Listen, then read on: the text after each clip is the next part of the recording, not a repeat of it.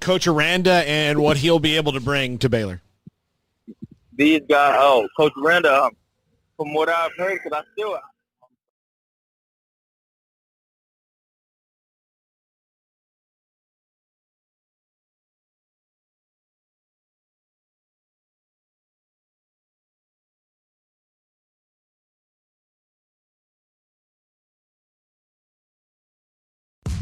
Welcome to SicEm365 Radio. 32 seconds left.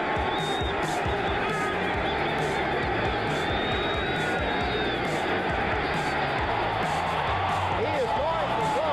Drew Pearson. He got it. Touchdown. SicEm365 Radio is presented by IdealMRI.com. High-quality MRIs for $497 or less. IdealMRI.com. Your health is important, so is your budget. Gallo the batter, swinging a high fly ball hits the center. Grisham going back at the track, at the wall. He leaps, and that one is out of here. A 3-run home run to straightaway center field for Joey Gallo, just beyond the leap of Trent Grisham. The 3 o'clock hour is sponsored by Waco Custom Marketplace. Meats, sweets, Texas treats, and a cut above the rest. 425 Lake Air Drive, Waco. Playing at the goal line. Brewer keeps it again. Touchdown, Baylor. Have you downloaded the SicEm365 Radio app? Do it today on the App Store and Google Play. Here's David Smoke, Paul Catalina, and Craig Smoke. All right, here we go. This Wednesday afternoon, August the 19th, 3 o'clock hour begins. And Drew Pearson, Hall of Fame to be Drew Pearson, will join us. Yesterday, Tom Flores. A lot of feedback from you on the Tom Flores interview. Told you what Chuck Cooperstein said. How did you get his cell phone number? That we've had him twice. Drew Pearson will join us today. He was flat out loaded up yesterday after the announcement, blowing up. And he kind of teased me earlier today when I sent out the, hey, we'll be calling you reminder. He went, huh? And then, he, of course, said, hut. And so Drew Pearson at 3:15. Robbie Caroga, he was a wide receiver track athlete at Baylor. He'll join us at around 3:30 today. And then also Jason King, 3:45. We're going to hear from the head football coach at Walnut Springs today. First year, Lonnie Flippin. They had a positive test of a player about 10 days ago. They're right on that edge of him getting cleared or not. Supposed to scrimmage Abbott on Friday. He'll join us today to give us an update on that. We'll also give you an update on former Paul Pewitt coach, on Mejia from Tristan Abram. And today, John Machota at 5 o'clock among some others. And we're going to take a trip down Baylor alumni lane with Stephen Kim. This is not about athletics. It's about an alum and how difficult it was when he was in Korea for nearly a decade, keeping up with his alma mater when it comes to sports, athletes, and much more. Craig Smoke, Paul Catalina, David Smoke. There's all sorts of little stories here and there. Games, of course, going on. But today there was what could be something that builds up along the LSU football program that we kind of know a little bit about. Whoa, what's going on here? Ed Orgeron and LSU under the gun right now for a Darius Geis accusation from two women on the campus who said that coaches at LSU, or at least some of them, knew about a rape, or at least alleged rape, with Darius Geis and two students at LSU. Yeah, we've seen this before. We've seen it not just here, but a lot of places. And Darius Geis, two women say that they were raped by him while he was at LSU. This is under, he's been released by the Washington football team for sexual assault allegations. And if the coaches knew about it, we'll see what happens to LSU down the line. And this is a time where LSU is trying to build up their program. It's kind of the same story every time. They just kind of, see what happens and let it go. Well, I don't know what the national reaction has been like. I know that it's not quite the equivalent of, Texas Monthly putting out a front page cover story as they did so many years ago on Baylor. But it certainly has some similarities. It does to that story. The two reports were apparently in 2016 within months of each other. The two women said they told multiple people at the school, including two coaches, an athletics administrator, and a nurse. and they did not report the incidents to law enforcement. And I saw kind of the responses we saw when this was mentioned with Baylor players at times who were accused of, well, why didn't they go to the police? And I don't want to rehash all that. That literature is out there. That should be clear as day by now of why victims don't automatically just go to the police. So there was that aspect to it that some people have clung on to try and make it seem as though, oh, well, this must not be true. If it was true, they'd go to the police. That's ridiculous. School officials did not interview the two women or any potential witnesses about the allegations. The athletic department then released a statement to USA Today saying that they take all accusations with the utmost seriousness. Formal complaints are promptly and fully investigated, and the rights and privacy of students are protected as stipulated by the Family Educational Rights and Privacy Act, and, la-di-da-di-da. So they're saying kind of the generic statement that you would expect the school to say, but no, this isn't a good look for LSU football or for Ed Orgeron. Darius Geis hasn't had a good look in a long time, so no surprise there. But, this will be interesting to see how it's covered and if it picks up any steam.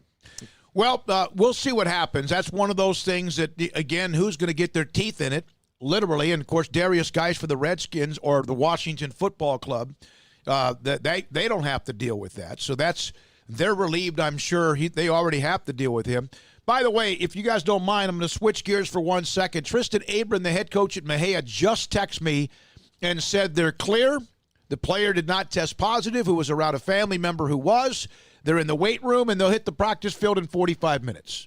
Well, that's a great news. So that's really good news. And we'll hear from Walnut Springs, Lonnie Flippin at 4:15. So we'll see how this happens. We'll see how this goes. Yeah, the attorney for Geis is already saying that there were no allegations brought against him while he was at LSU. He points out that these charges only came up after the case here recently in Virginia. So kind of alluding to in his statement of like they're preying on the fact that he's vulnerable at the moment. So yeah, we'll see. But this has gotten a little bit of chatter going, and rightfully so, because if you look at the bare bones of the story, this is kind of similar to the Baylor thing. But it is. It's also in 2016 in a very recent post-Baylor world where the world found out how Baylor had no procedures for this.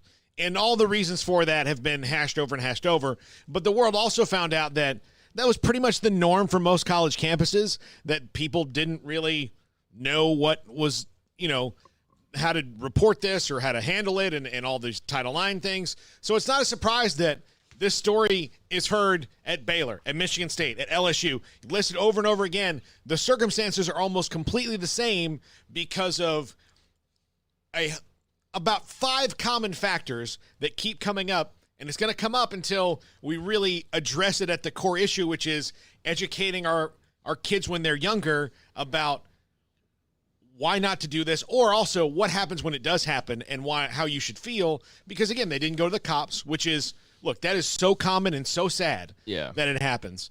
And that's something that just needs to be changed through education. And then just changing the rules at the college level to, instead of, okay, I go and report this because this happened to me, to someone who has no idea, how to investigate it, who doesn't have subpoena power, that person should just automatically become an advocate and then help you get into the legal system. All right, so that's that, and we'll see how that plays out. Ed Orgeron obviously has some questions to answer, and we'll see how that develops. And unlike the approach that many media took when this was going on a few years ago with Baylor, I'm not going to sit there and lambaste LSU and accuse them of this, that, and the other. It doesn't look good on their end, but it's also an allegation. So I'm going to do what people should do with pretty much every story, and is let the information come out and play out, and be careful what information you're reading as well. But, this is an interesting story. So that's the story on Darius Geis.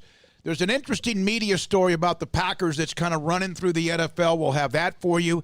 But also Baylor last night. Drew Pearson joins us at 3:15, right on the nose. We have a very busy 3 o'clock hour.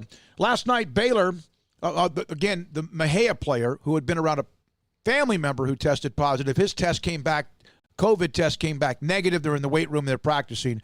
That's the biggest local story right now, at least earlier. And it's a statewide story as well. So Shadow Creek, Kyron Drones, the quarterback, committed, remember, earlier to Baylor. They have Seth Jones, the receiver, the freshman from Shadow Creek. Very successful program. And Craig, last night, we're not going to have players that commit from like 10 years from now or 2 years from now, but still a huge commitment from the wide receiver, a 4-star player in Randy Masters. Yeah, Randy Masters at a Shadow Creek, third player in a row, class-wise, from Shadow Creek to pledge to Baylor. And you already outlined Seth Jones is already on campus. He kind of got the ball rolling there.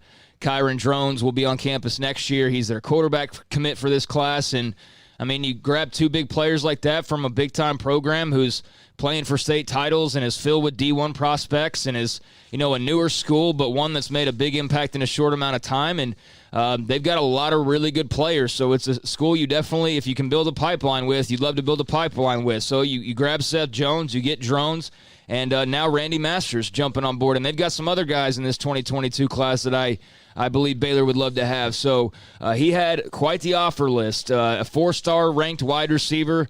That's across the board. This isn't one of those like Rivals has him as a 3-star and 24/7. No, he's a 4-star wide receiver. Offers from pretty much anybody you want to name: Auburn, Florida, LSU, Oregon, TCU, Tennessee. All schools that had offered him. So big-time pledge, and certainly made some waves when he announced last night. So that's their second commit for 22. Kyan Roberts-Day out of Missouri, the defender, committed a few months back. And so they've already, they've got like minimal spots left for 21, and they got 22, got the ball rolling now. We'll check in with the Cowboys' John Machota today at 5, as Kellen Moore was one who talked to the offensive coordinator. But coming up next, speaking of the Cowboys, a new member sometime next summer into the Pro Football Hall of Fame, number 88, the original. Finally, Drew Pearson live on SicEm365 Radio. Waco Custom Marketplace. You know what it is. It's a place where you can get your own custom cut beef and whatever else you want when it comes to what they have in the butcher shop. Chicken, poultry, and seafood. Mahi-mahi, shrimp. Obviously, they have Norwegian salmon and, of course, all sorts of different types of options when it comes to sausage, chicken, whole chickens, even cut up pieces of chicken as well. But inside that beef, inside that butcher shop, you can have custom cut ribeyes, bone-in ribeyes that can look like a frying pan if you want it to be that big. The tri-tip that we've discussed that a lot of our listeners, or Brian Etheridge, or even also Taylor Bryan of Baylor Athletics, they've done the tri-tip reverse seared, or what they do, and then they put pictures up. Blake Blackmar, the former Baylor offensive lineman, he's put pictures up of food that he's got and product he's bought from Waco Custom Marketplace that I have as well. It's Waco Custom Marketplace. In the morning, you want fresh kolaches or fresh bread or donuts or even later on some sort of pastries. They have that. And don't forget, every week they have items they highlight, and they also have the pre-cooked meals with portions that are much, much larger than you would normally need. In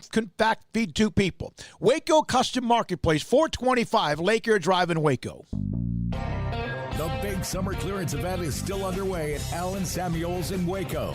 Now update your essential transportation needs with 0% financing and no payments for 90 days on almost everything in stock. Brand new Ram 1500 Lone Star Crew Cabs, ready to roll with 0 for 72 and no payments for 90 days. And Ram Tradesman Express Quad Cabs feature up to $8,500 in values. We'll save you thousands at your friend in the car business, Allen Samuels.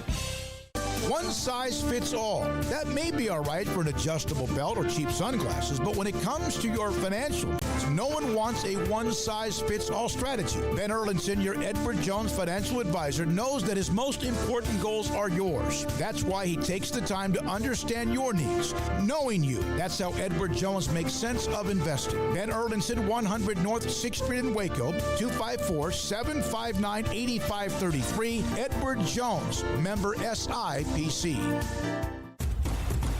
Hey, this is Bryce Petty, former starting quarterback and 2-time Big 12 champion, and I know firsthand the importance of being in top shape both on and off the field. So listen up, men. If you're feeling beat down day in and day out and looking for that high-performance edge that separates the men from the boys, then look no further than the Petty Clinic Low T in Waco. Petty Clinic is a comprehensive men's healthcare clinic with an atmosphere catering to men. Board-certified Dr. Kent Petty has a special interest in offering the highest quality medical care to men of all ages. Some of the services offered include include screening and treatment for low testosterone or thyroid, infertility, high blood pressure, diabetes, high cholesterol, sleep apnea, while offering comprehensive wellness exams and complete men's health lab panels. High performance men, remember, it's not just a Petty thing. This is Bryce Petty, encouraging you to reach out and Google search Petty Clinic Low T or go to pettycliniclowt.com and get your complimentary lab screening today.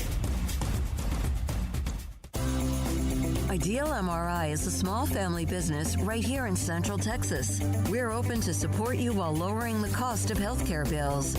When you need an MRI, ask your doctor for an Ideal MRI. Visit us at idealmri.com or call us at 833-IDEAL-MRI.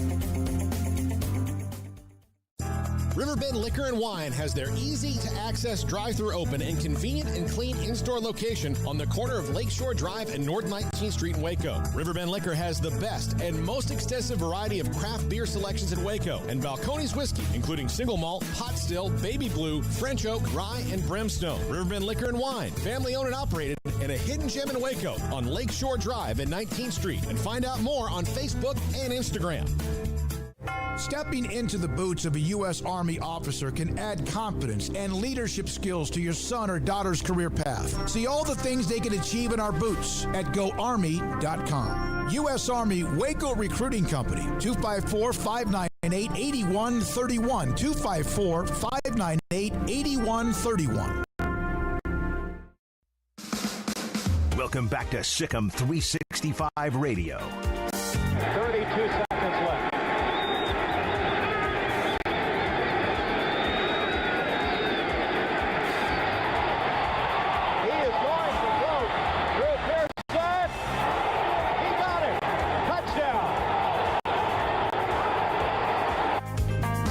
The SicEm365 Radio Live Guest VIP Hotline is sponsored by Stonewood Dental. We are all in this together. It's 3:16. You cannot write a book about the National Football League's history. You surely can't write about the 70s or really anything about the Cowboys in the NFL without Drew Pearson's name being a part of it. And we have spoken with Drew many times. He's spoken as a guest speaker at the Academic All-Stars banquet, and now the soon-to-be member of the Pro Football Hall of Fame, thank God, and finally joins us on SicEm365 Radio. Man, you tried to joke with me a little bit earlier this afternoon, huh? Like, huh? What? I got a segment with you guys? Yeah, I appreciate that. I'm just testing your heart. I'm just testing your heart. Well, speaking of which was the bigger emotion? What you heard from yesterday or the emotion from the disappointment earlier this year? Oh, no, yesterday, because it's positive. Yeah. That's easy to answer. You know, that disappointment, you don't want to remember that. You experienced that. You went through it, but, you know, you don't want to put it behind you, and you want to learn from it. But nothing compares to the moment you're getting that call. Okay, nothing that I was waiting for that call that day in January. It never came. I looked at my phone repeatedly. It never came. And here I am in a situation where I'm not looking at the phone and not expecting any call. And I get the call that I was expecting more than anything. And that was the call from David Baker, President and CEO of the Hall of Fame. Yeah, isn't that how things always kind of happen, Drew, in our lives? Yeah. That when you're not expecting it, it just pops out of the blue. Was it relief, joy? What was did you go through like stages of emotions? How was it? No, you know, I was pretty somber about it. I was very emotional. I teared up. I cried, actually, talking to David Baker, crying, bawling, you know. That's the thing. But you know what came to mind? You know, I started reminiscing about, you know, the childhood, coming through the ranks as a kid growing up and going through South River High School, playing with Joe Theismann and all that. And, you know, and always wanting to be a professional athlete, not necessarily football. Baseball was always my favorite sport. But, you know, I played football, played a lot of football, but you know, that's what I was thinking about, going through that. Then going through the experience at Tulsa, how down I was at that experience. I was so down, guys, I got married out. But I was at Tulsa. But anyway, the 4 years at Tulsa had 3 head coaches and 3 losing seasons and 3 years of probation. And you're mired in that, and you overcome that. You came out of that, and you end up with the Dallas Cowboys, and that's what started happening for you. All this about the Hall of Fame is only happening because of 2 things. The commitment I made to be the best that I could be, doing everything I could do to do that, and playing for the Dallas Cowboys, playing for Coach Landry and all the other great coaches on that staff and all those great players. Heck, my quarterback is a Hall of Fame quarterback, And so you're around those kind of people, then you have a chance to be a success. And that's what I was thinking about, the rise, and people are going to now call me, hopefully, it's still not official, but it's pretty assured. They're going to start calling me a Hall of Famer, and I hope they don't just say that about me, don't just recognize me for that. Recognize where I've come to get to that point. And that's the story. They say don't honor the man, honor the mission. And honor my mission. And I think my mission, my story will inspire more people than just seeing my name in the NFL Hall of Fame or up there in the Dallas Cowboys Ring of Honor. It's special. There's no question about that. That's what I strived for. That's what I wanted. But just getting there wasn't easy, and people have to understand that. Drew, when it comes to that mission, who sort of instilled some of those traits in you as you went along on the ride of life? Who kind of planted those seeds, if you will, where in some people's shoes, if they were in your shoes, they would have quit along the way or they would have done things differently. When you think about the Hall of Fame and all the people that have helped get you to this point, I mean, where do those beginnings come from? Well, it started at home, okay, with my dad and my mom. We were a very disciplined family. My dad was no nonsense, okay? We had no pass, no play back in our house, so way in the 60s, okay? My dad said, you don't pass, you don't play no ball. And so we all passed so we could play ball. The other thing he said, you're either going to, after school, you're either going to go to practice or you're going to go to work. And this time they're going to come home and sit around. And so we all went to practice. It was a lot easier. But my dad and my mom were the major influences initially. They set the necessary guidelines for me to follow. They put the right things in me, my faith and all that kind of stuff they instilled in me and set the foundation because I left home at 18 years old and going to college and going all the way to Tulsa, Oklahoma. And, you asked me any influences there? No, there wasn't any because it was a tough time. 3 losing seasons, the story. But then I get to the NFL and, you got people around you that you see how they carry themselves, how they work, how they, not just football players, but professional athletes. The term professional really meant something in that Dallas Cowboy locker room. And, you're around those guys and they have a tendency to influence you.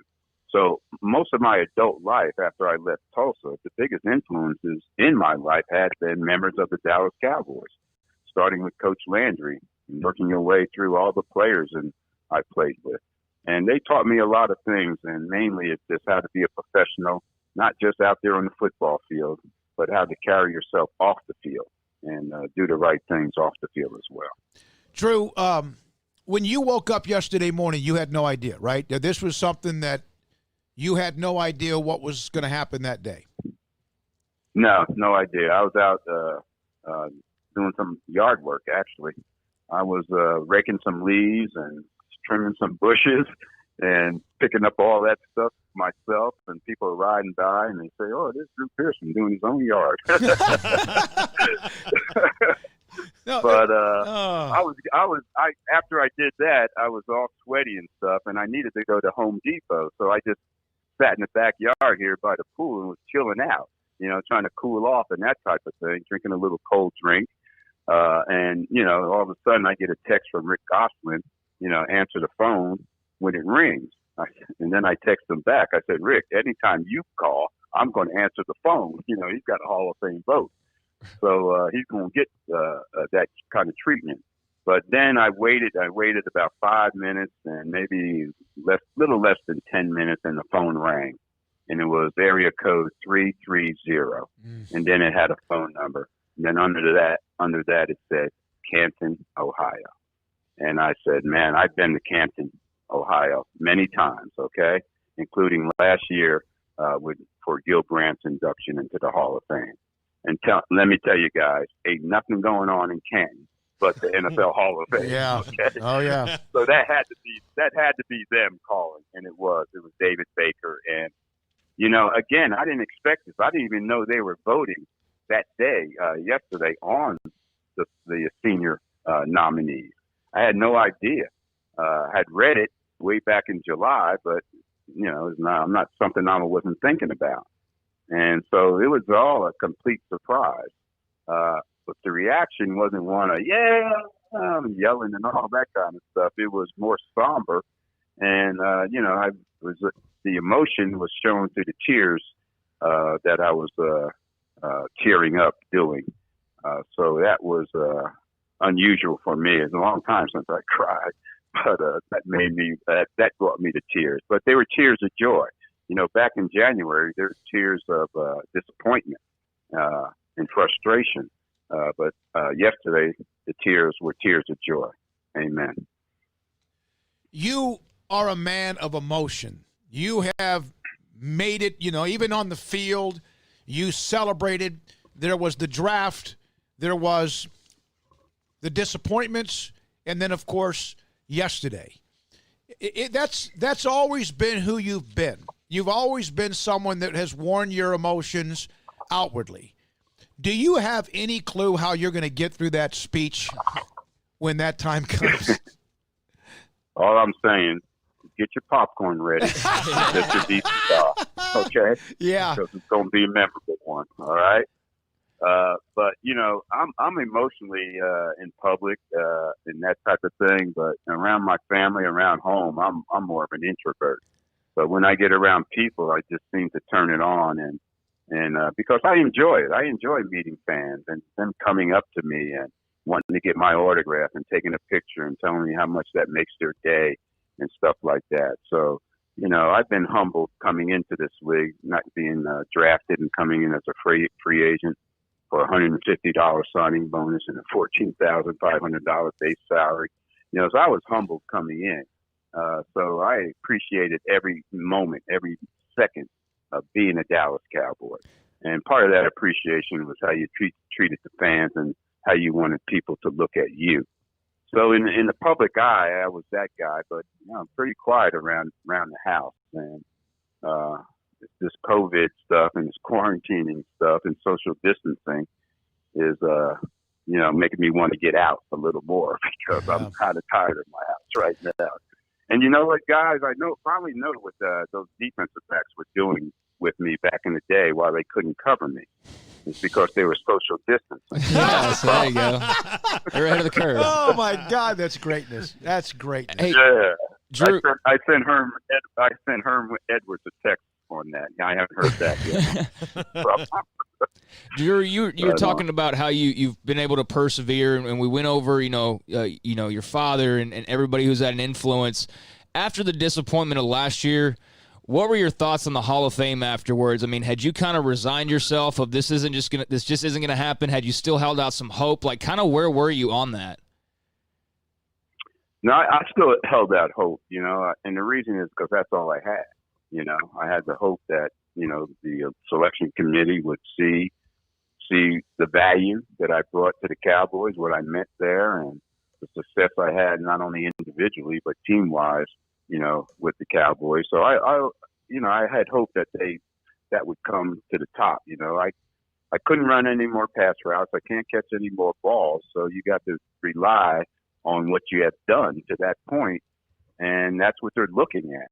And so I don't have that much faith in them because the demographics in that on the committee is there's a lot of young people that had never seen Drew Pearson play, and older ones that did but didn't like the Cowboys because of the arrogance that they said we showed and that type of thing. But I never gave up hope. And here's the deal: I never lost faith in the process. Okay. And And because if I said anything negative about the process, about the Hall of Fame, and that, the only thing I said, I just wish the voting would be transparent, because I've heard from some of these voters that there is biases, there is politics involved in the voting process, and that needs to be wiped out. The only way you wipe that out is make it transparent. Baseball did the same thing. They had that same problem. But now that vote on baseball Hall of Famers is transparent. Everybody can see who's voting for who. And so makes it a little more accountable to the vote. So anyway, I never gave up on the Hall of Fame. And I told David Baker that. I said, my disappointment is just one thing, but, don't change the process, okay? There's a reason why the NFL Hall of Fame is the most prestigious of all Hall of Fame, sports Hall of Fame. And no disrespect to all those Hall of Famers, because they're true Hall of Famers, but nothing meets the qualifications it takes to get into the NFL Hall of Fame. So it's the most prestigious. It's prestigious because of the voting process that's involved. It's prestigious because there's so many great athletes that have played the NFL game that deserve that type of recognition. So there's a logjam, there's a backup there. So that makes it prestigious. And I didn't want them to lose that just because of my disappointment that day. Okay. But I did want those Hall of Fame voters on the Hall of Fame voting committee to see how invested we are in wanting to be in the NFL Hall of Fame. And when we don't get that call, when our name is not called, we do get snubbed, how it affects us. Because, I went viral, everybody in the world, not just Dallas or whatever, wake up, everybody in the world saw that real emotion. And that those Hall of Fame committee people saw it as well. Because, with the normal process, the finalists go into the Super Bowl city, they bring the family in, they're in hotels and all that kind of stuff. And the thing is, David Baker goes around and knocks on the door and says, you're in or you're out. Well, nobody ever sees the emotion the guys go through, the disappointment they show, the frustration they show when they don't get in. They never saw that. The Hall of Fame voting committee never saw that. So they got to see that. So hopefully that will inspire them to, be a little less political, a little less biased in the process of selecting Hall of Fame members. Go get a jacket size, Vic. Go get your jacket size, because when you put that gold jacket on, I can't even imagine what that will feel like. It's going to feel real good. And guys, I'm going to have to get it ahead of time so I can get it tailored up. Yeah, of course. You got to look right. So Drew, I just had... we wide receivers. Yeah. That's how we are. Ted Teague, who's one of the owners of one of our sponsors, Alan Samuels, Dodge Chrysler, Jeep Ram Fiat, just a short little text, and you know how a lot of people feel. He just said, what a guy. I've always loved Drew Pearson. He's listening along with many others. Congratulations. We're so thrilled to get you on the show anytime we can, and especially under these circumstances. Enjoy it. Have a great day, and thank you. All right. Anytime, guys. You guys are special to me. Call my name, I'll be there, okay? That's fantastic. Drew Pearson, thanks, Drew. The original number 88, Pro Football Hall of Famer. Yesterday, Tom Flores and Alex Castillo from San Antonio Highlands High School sent me a direct message on Twitter earlier today asking me how I could get Tom Flores involved, get in touch with Tom Flores. And the reason why is he's a part of the Texas High School Hispanic Coaches Association. He heard the interview, and they're trying to reach out to Tom Flores. You never know who's listening or how they can hear what we're doing. And thanks to Drew Pearson. Ted, thank you for listening. The app sponsor, Alan Samuels, Dodge Chrysler, Jeep Ram, Fiat. When we come back, Robbie Quiroga, former Baylor football player, wide receiver, and track star. He's next on SicEm365 Radio. Richard Carr, Buick GMC Cadillac, the summer savings event continues on right now. It's employee pricing for everyone at Richard Carr, Buick GMC Cadillac. That means you pay what employees pay all month long, and let's talk about the thousands in savings. Right now, qualified buyers can save over $7,000 on 2020 Acadias. You can save over $7,000 on 2020 Yukons. You can save $7,000 on 2020 GMC Terrains. You want a truck?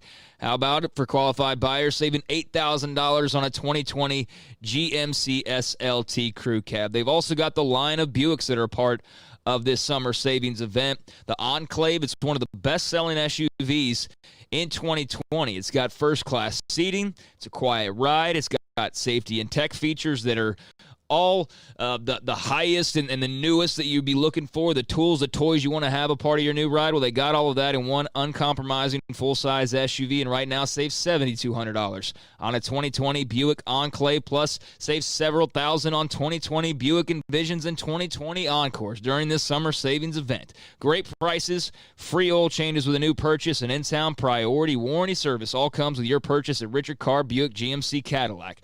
Richard Carr Motors are the people you can count on. A local family dealer run by Baylor Bear alumni.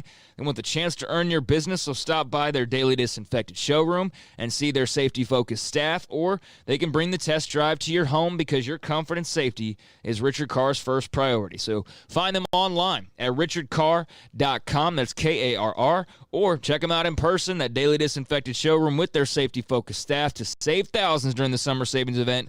Highway 6 to the Imperial exit. It's the heat of the summer, but the real heat is what you're cooking on the grill, smoker, or in the oven. So Waco Custom Marketplace can be your go-to playmaker for summertime grilling. You can't go eat anywhere else? Be your own chef with custom ordered and cut ribeyes, sirloins, fillets, New York strips with a focus on high-quality beef at a competitive price. Waco Custom Marketplace also has fresh deli cuts with sliced turkey, ham, pepperoni, or corned beef. Waco Custom Marketplace also your home for the freshest seafood in town. Salmon, shrimp, mahi-mahi. Great price chicken products, whole birds, tenders, chicken breast, and wings. Waco Custom Marketplace with smoked items unique to Waco. House-made bacon, summer sausage, boudin, hot links, and German sausage. Every seasoning for every occasion, grilling, baking, or frying. Your hometown grocery store with canned goods, pasta, fresh baked bread, buns, chips, sauce, condiments to pickles, charcoal and lighter fluid, cold beer and wine, best kolaches in Waco, mouth-watering cinnamon rolls, and here for the community every single day, helping you avoid the long lines in crowded stores, serving quality products to the Waco community. Go online for the weekly value boxes. Family owned and operated Waco Custom Marketplace, 425 Lake Air Drive in Waco, or WacoCustomMarketplace.com.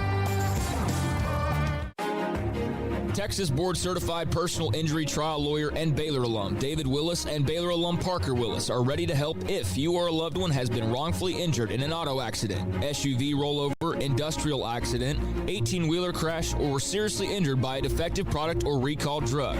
Call them for a confidential and free case consultation at 1-800-GOT-HURT or visit them at TexasTrialLawyer.com, principal office in Houston, Texas. You want to know why Stonewood Dental is so successful? Listen to what happy customers have to say. It's pleasant. It's different than any other dentist office. I really feel like they care. And it's not that you're here for 2 hours waiting on someone to take care of you.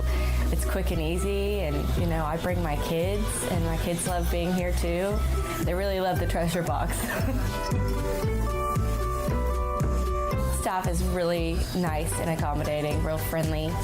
You feel more like home. It's not sterile looking. Everybody has their own personalized rooms with decorations and decor, and they'll even have a blanket for you when it's cold. I've recommended people to actually come here, and they are patients now. I really love it here. It feels like family. Learn more, stonewood-dental.com.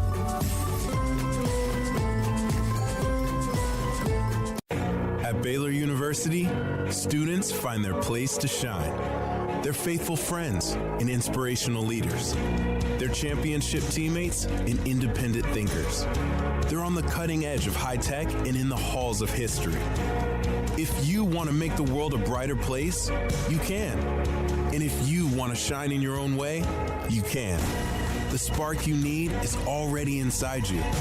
Bring it to Baylor, where lights shine bright.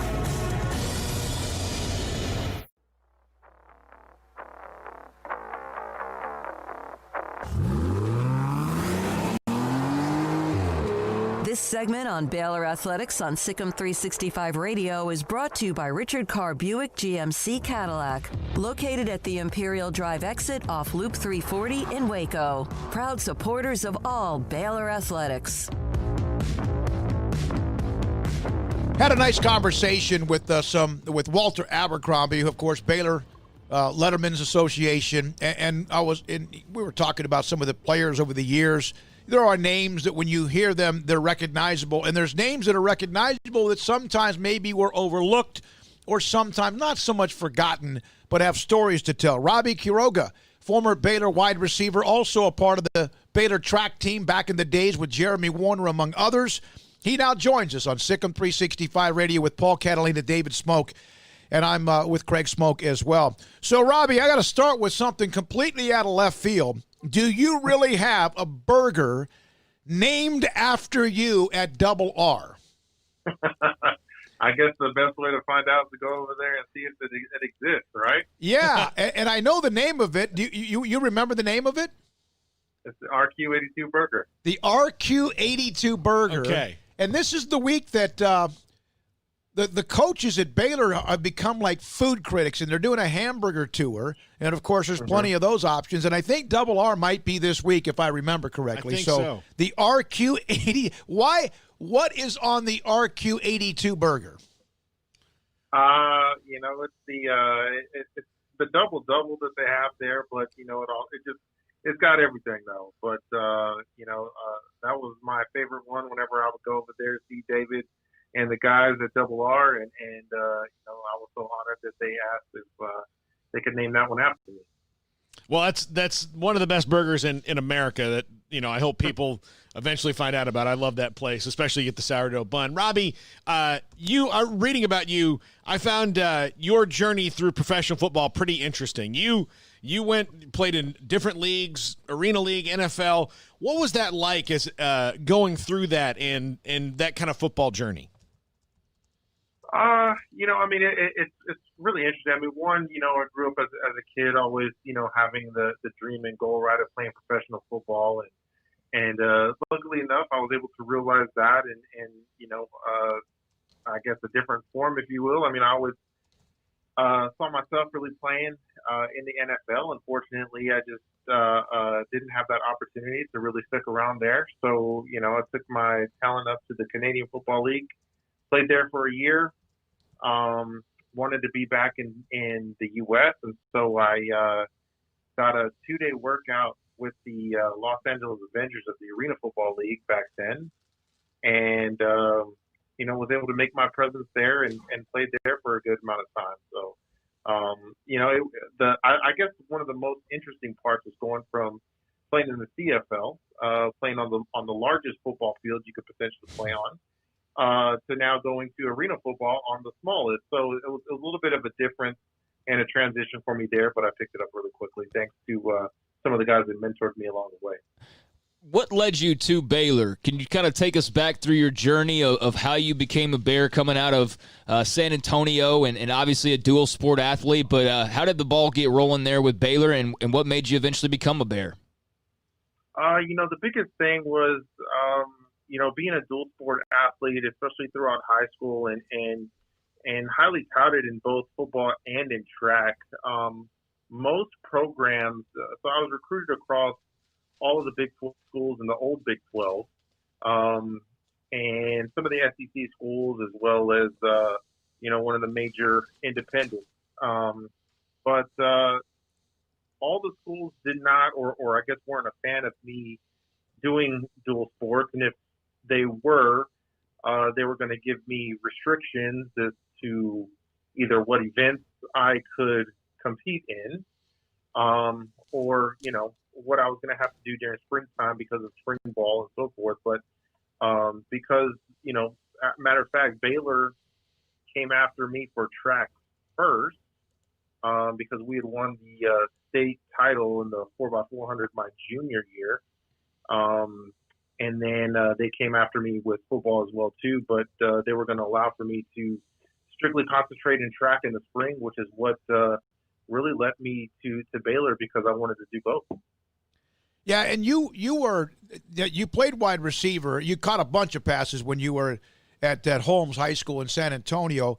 But you were in an offense. They didn't get the ball to you very much at the time. Could you imagine the numbers you could have put up in the offenses of this day and age? I think about that constantly. To kind of think about what might have happened, right, if I would have been in some of the offenses that they have now. But it is what it is. And when I started with Baylor, I think the toughest challenge, honestly, was the fact that I had a new offense every year that I was at Baylor. Every year. That's tough. Every year, yeah, we had a new offense. You were phenomenal on the kick return game, which how many of those did you take back? I know you made all Big I guess it would have been all, Big 12. How many did you return for touchdowns? Was it one? Was it two? Did you go the distance? Yeah, I did. In my senior year, I took two in back-to-back games. Almost did three in 3 straight games, matter of fact. But two was the number. 183 yards on 5 returns against Kansas State. A 98-yard return for a touchdown. We've had Khalif Muhammad on earlier. He had a touchdown, I think, that same year. I'm sorry. He joined Khalif Muhammad, a 100-yard return you had as well. What is that like? And that's a fearless thing to go down and defend the kickoff. That's nuts. But what's it like knowing 11 guys are the ones trying to hit you? It's just a combination of, one, trusting the guys that they know their assignment and who to pick up, and 2, just using my vision and speed to my ability. And that was my greatest asset was my speed on the field. And I just knew that you give me some space, and if I find some room, I'm going to go, and you're not going to catch me. What is the feeling on a kickoff return when you know you've got it? Nothing to do but just smile at open space. Robert, how difficult did you find it to balance playing dual sports? Some people thrive at it. Some people have a harder time with it. How did you find it to be? Again, for me, I found it to be very easy because of the fact that, I got released from the football team to just let me concentrate in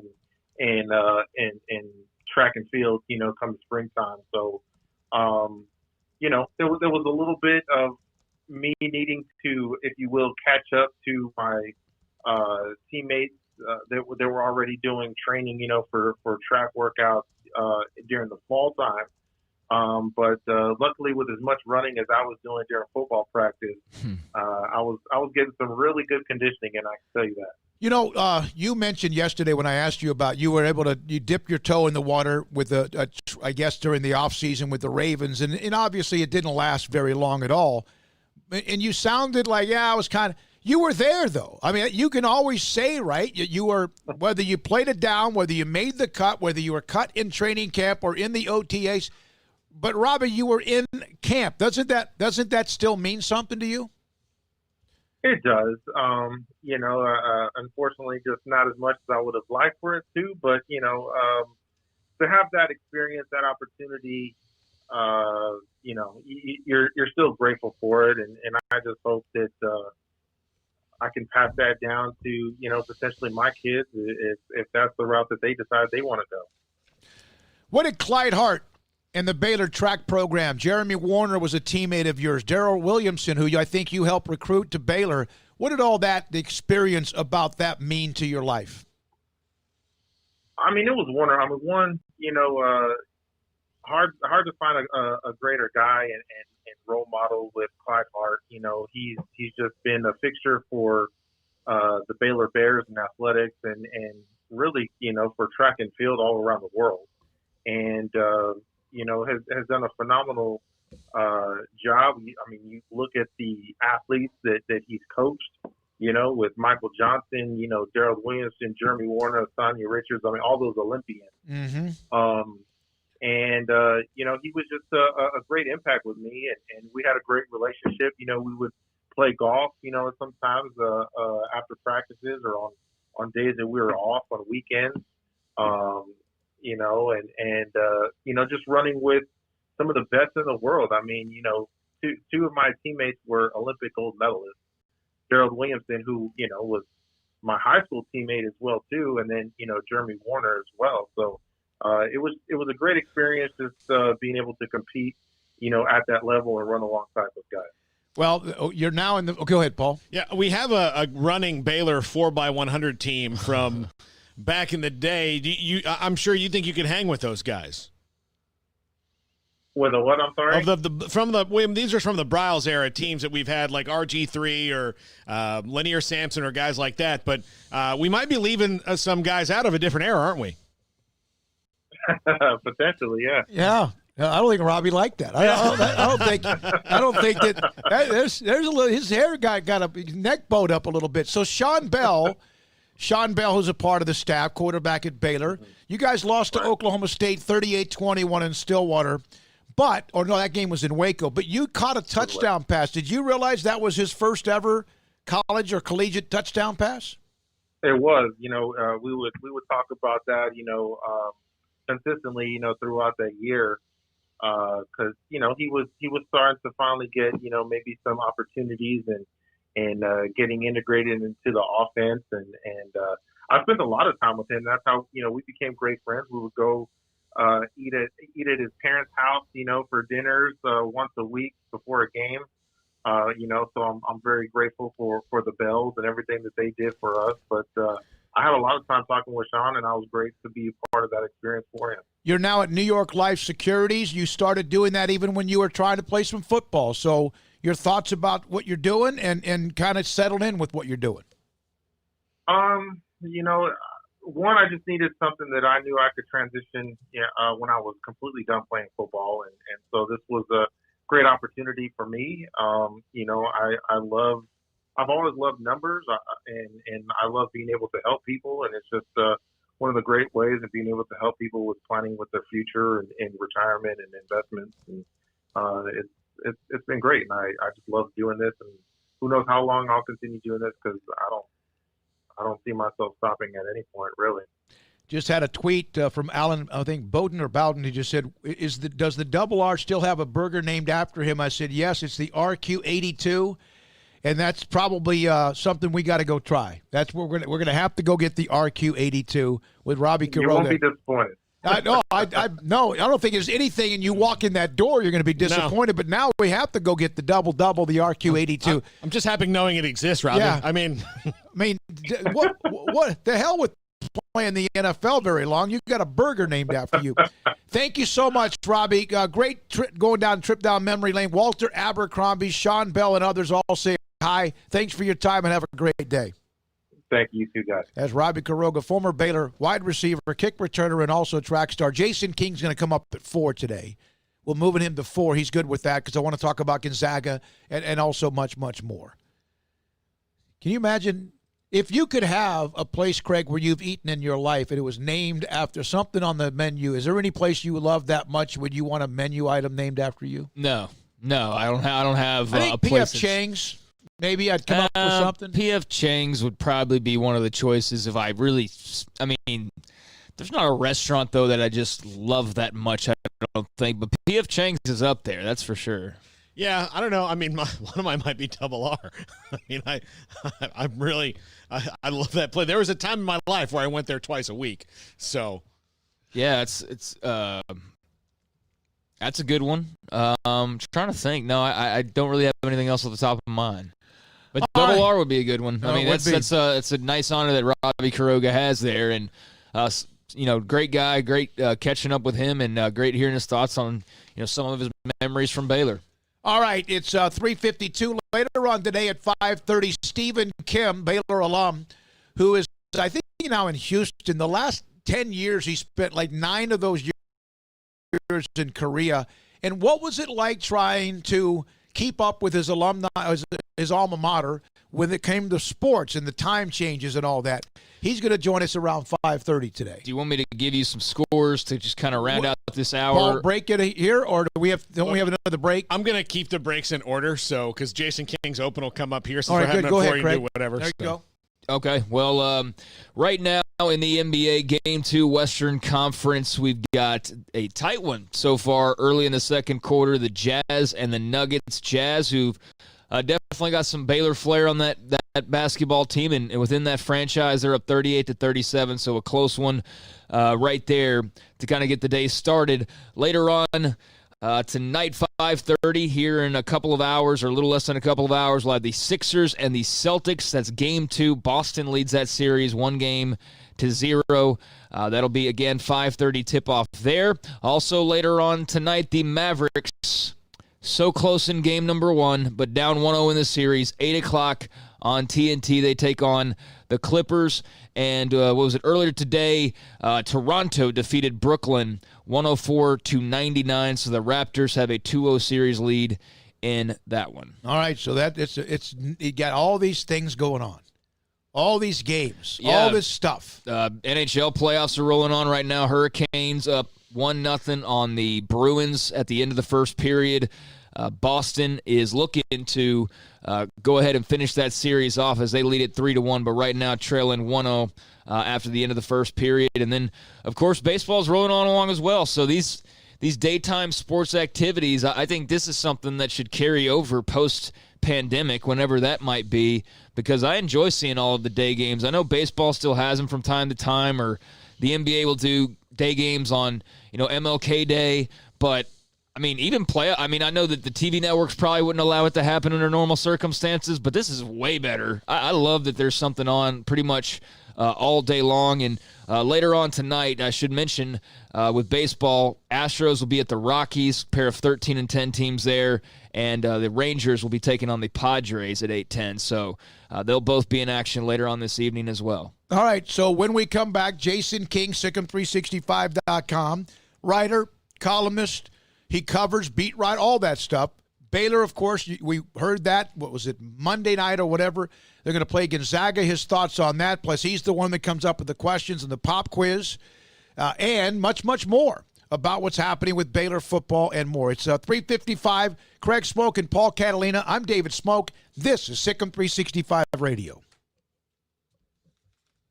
PettyClinicLowT.com. Dr. Kent Petty can help you become the high-performance man that you want to be. You say, how do I do that? You might feel pretty good about a lot of things.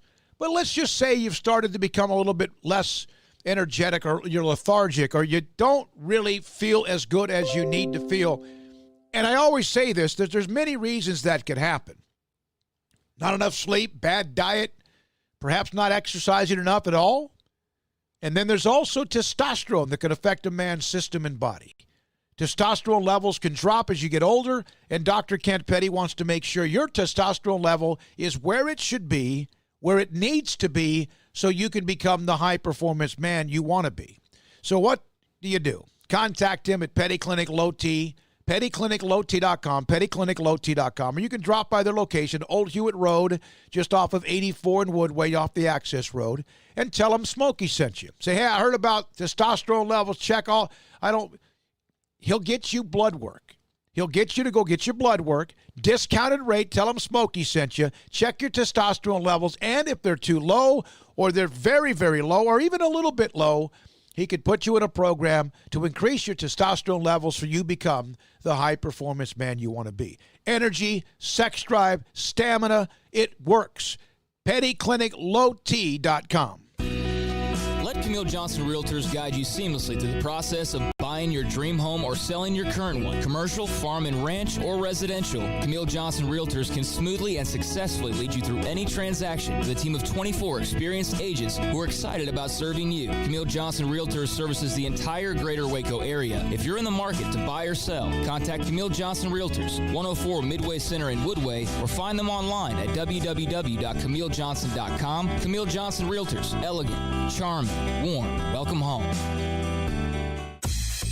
Southwest Sports Medicine and Orthopedics, the team physician of Baylor Athletics. Our doctors specialize in the diagnosis and treatment of any and all sports-related injuries. Celebrating over a decade of service in Central Texas, our doctors are equipped to handle a wide range of issues, whether it's your foot or ankle, orthopedic spine care, your hand or wrist, knee and shoulder pain, or if you're in need of our arthritis or total joint clinic. Come see us at the new Baylor Scott and White Ted and Sue Getterman Sports and Orthopedic Center. Trusted doctors at Baylor Trust, Southwest Sports Medicine and Orthopedics. Our goal is to get you back in the game.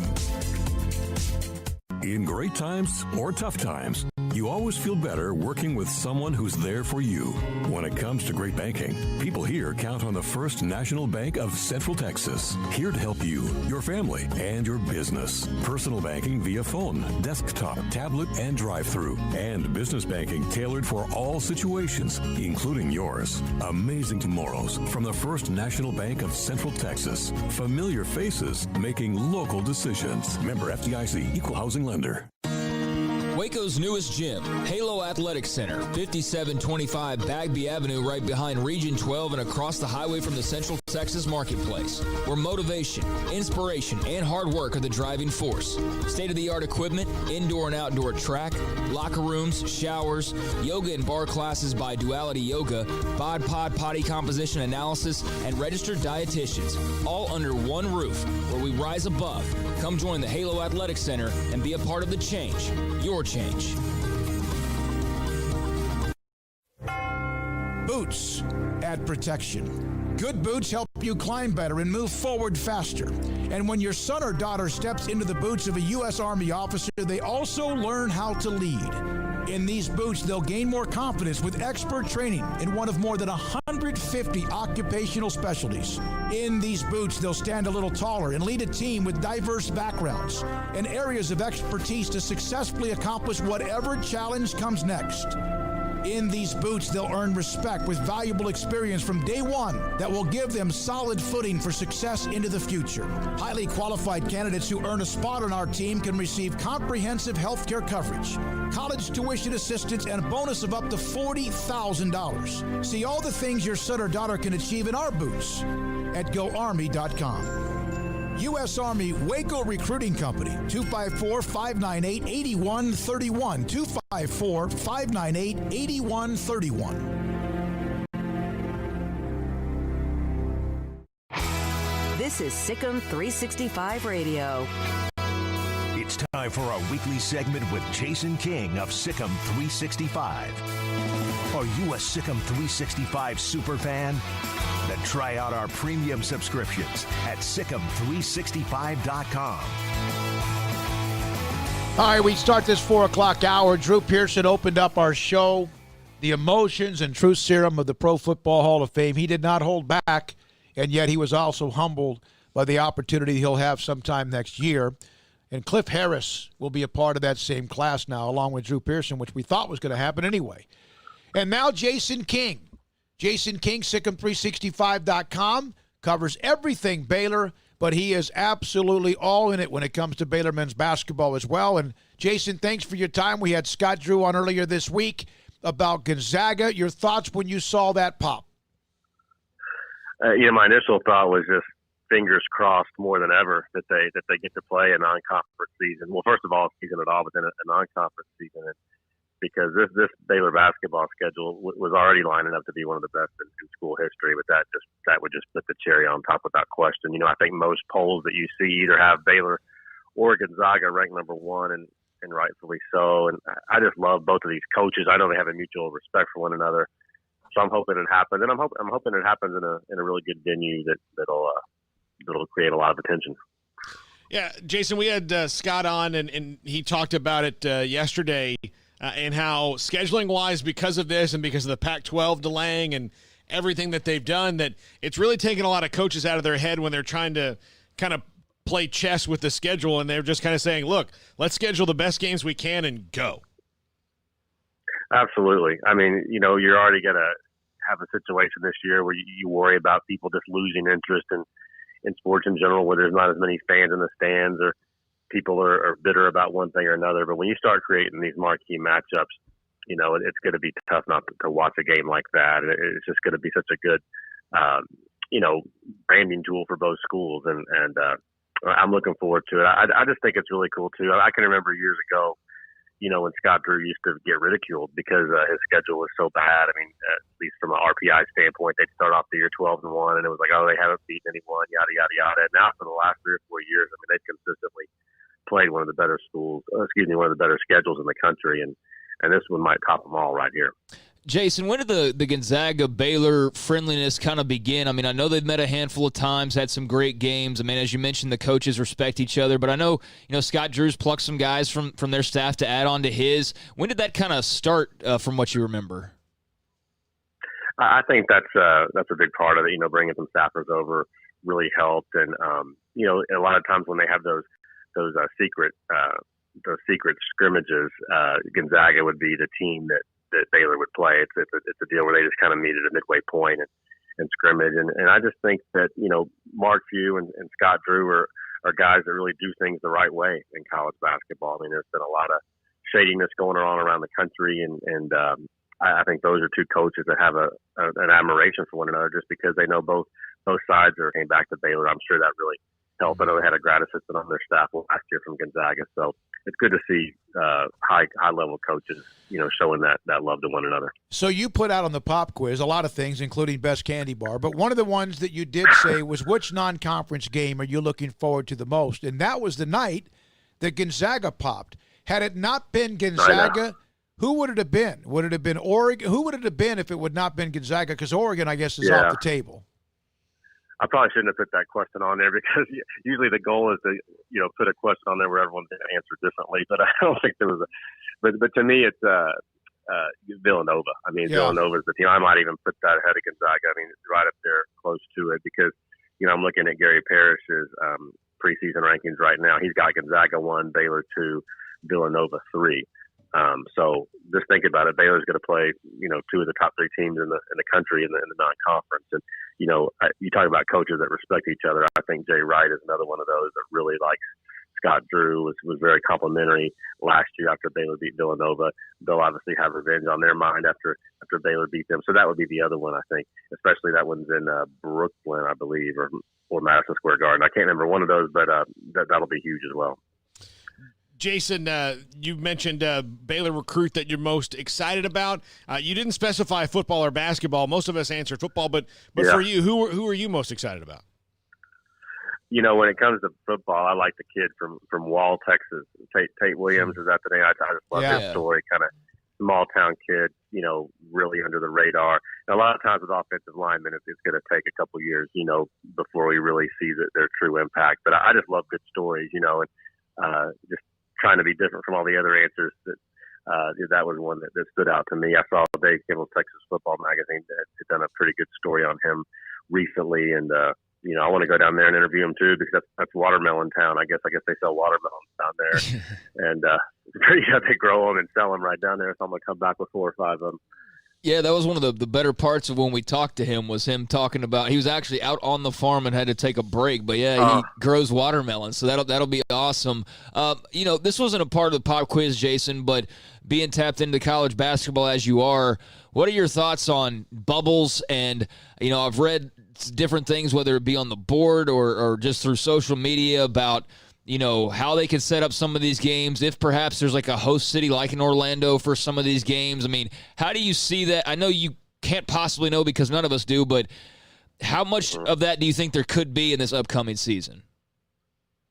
I would think right now they're exploring any and all possibilities, and I just think they have to do whatever they can to make sure this season is played. And in my opinion, I'm of the opinion that they should keep these athletes, football and basketball, away from their fellow students, away from campus and traditional class settings, just because, I mean, forget like the excitement it brings and all that. I mean, just financially, I mean, getting these seasons played, I mean, it's going to have such a financial impact on the school, or if it doesn't, it's going to be such a hit.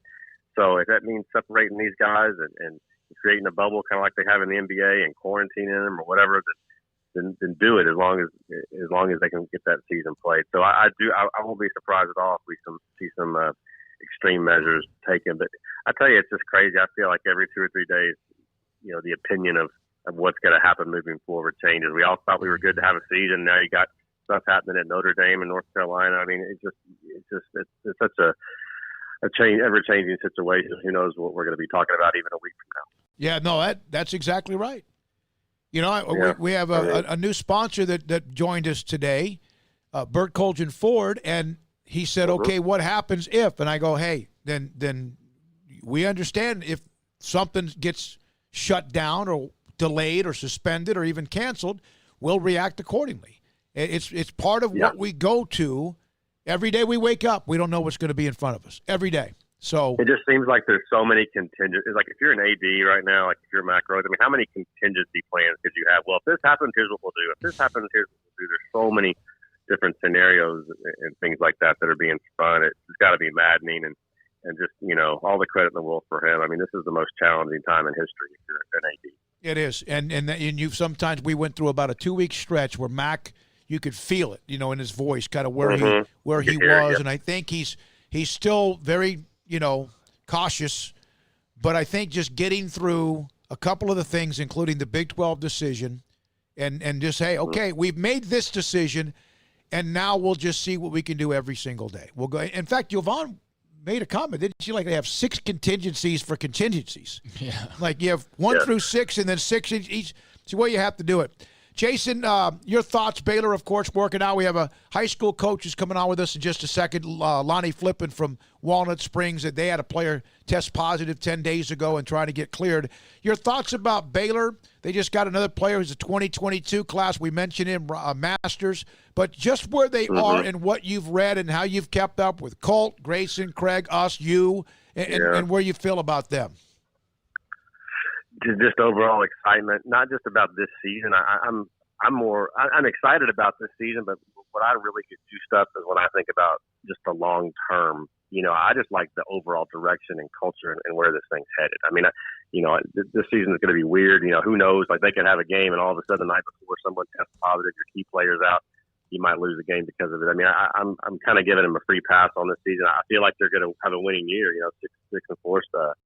7-3, something like that, I think is possible. But I just love the long-term direction they've got with the recruits and the momentum and the things that these recruits are saying about the coaches, the things that these coaches say on conference calls gets me so excited. And the same thing with basketball, both men and women. I just think if we could just get the world back to normal and get things back like they used to be, I mean, I think that Baylor Athletics is just set up for the long haul so well right now with the people they've got in place, and I'll just hope they can keep them around for a long time. And that goes for the athletic department too. Yeah, no question. Thank you, Jason. Jason King, SicEm365.com, national basketball writer for us. Craig, breaking news. Yeah, I just wanted to pass along because he just referred to UNC. UNC's announced that they are immediately suspending all athletic activities until at least 5 p.m. on Thursday.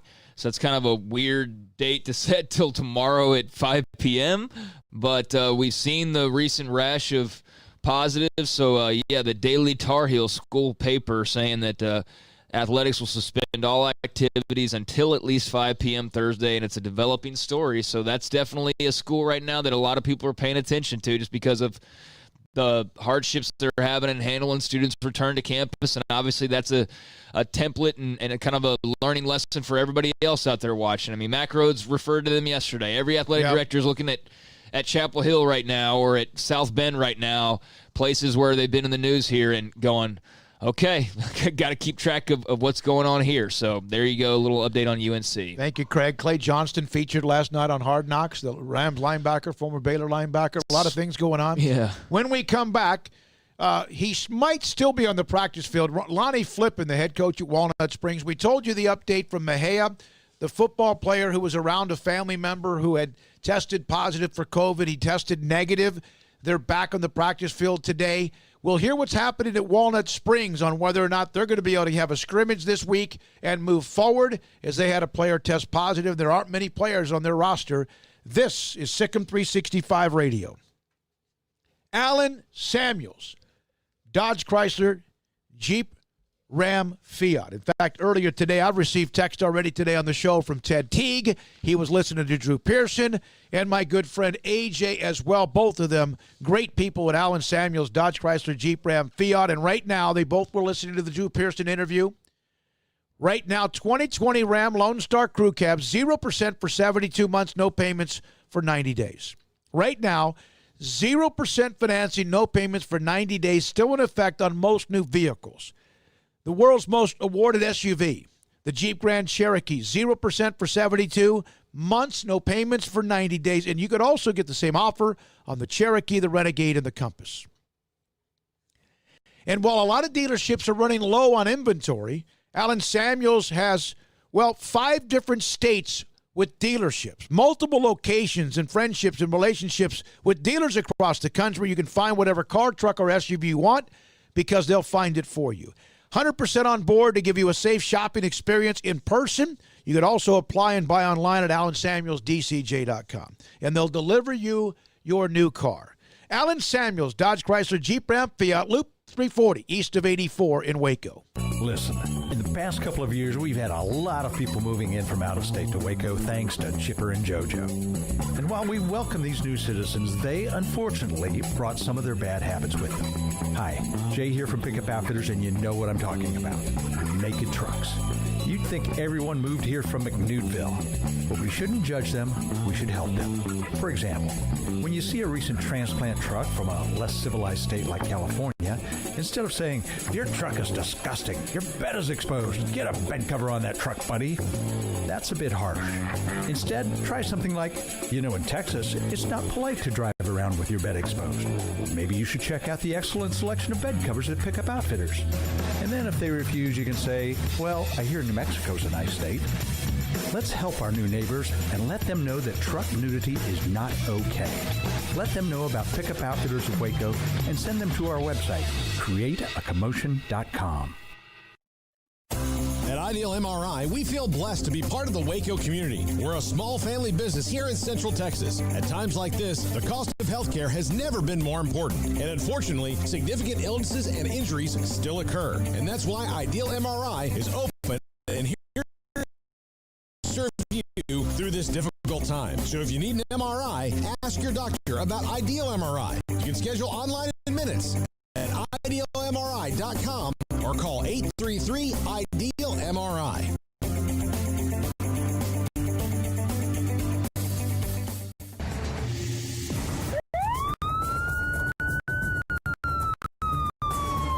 If you or a loved one or friend has been arrested and you can't afford bail, trust Terry and Chase Chapman at Chapman's Bail Bonds, covering Waco and McLennan County for over 25 years. Chapman can bail you out anywhere with experienced, knowledgeable local agents who are committed to serving you professionally, respectfully, and with the highest integrity. Chapman's understands your privacy is important. Your freedom can be secured fast when you use Chapman's Bail Bonds. Open 24 hours a day. Payment arrangements available. Call Chapman's Bail Bonds. When you need help, 254-754-1603. When you ring, we'll spring.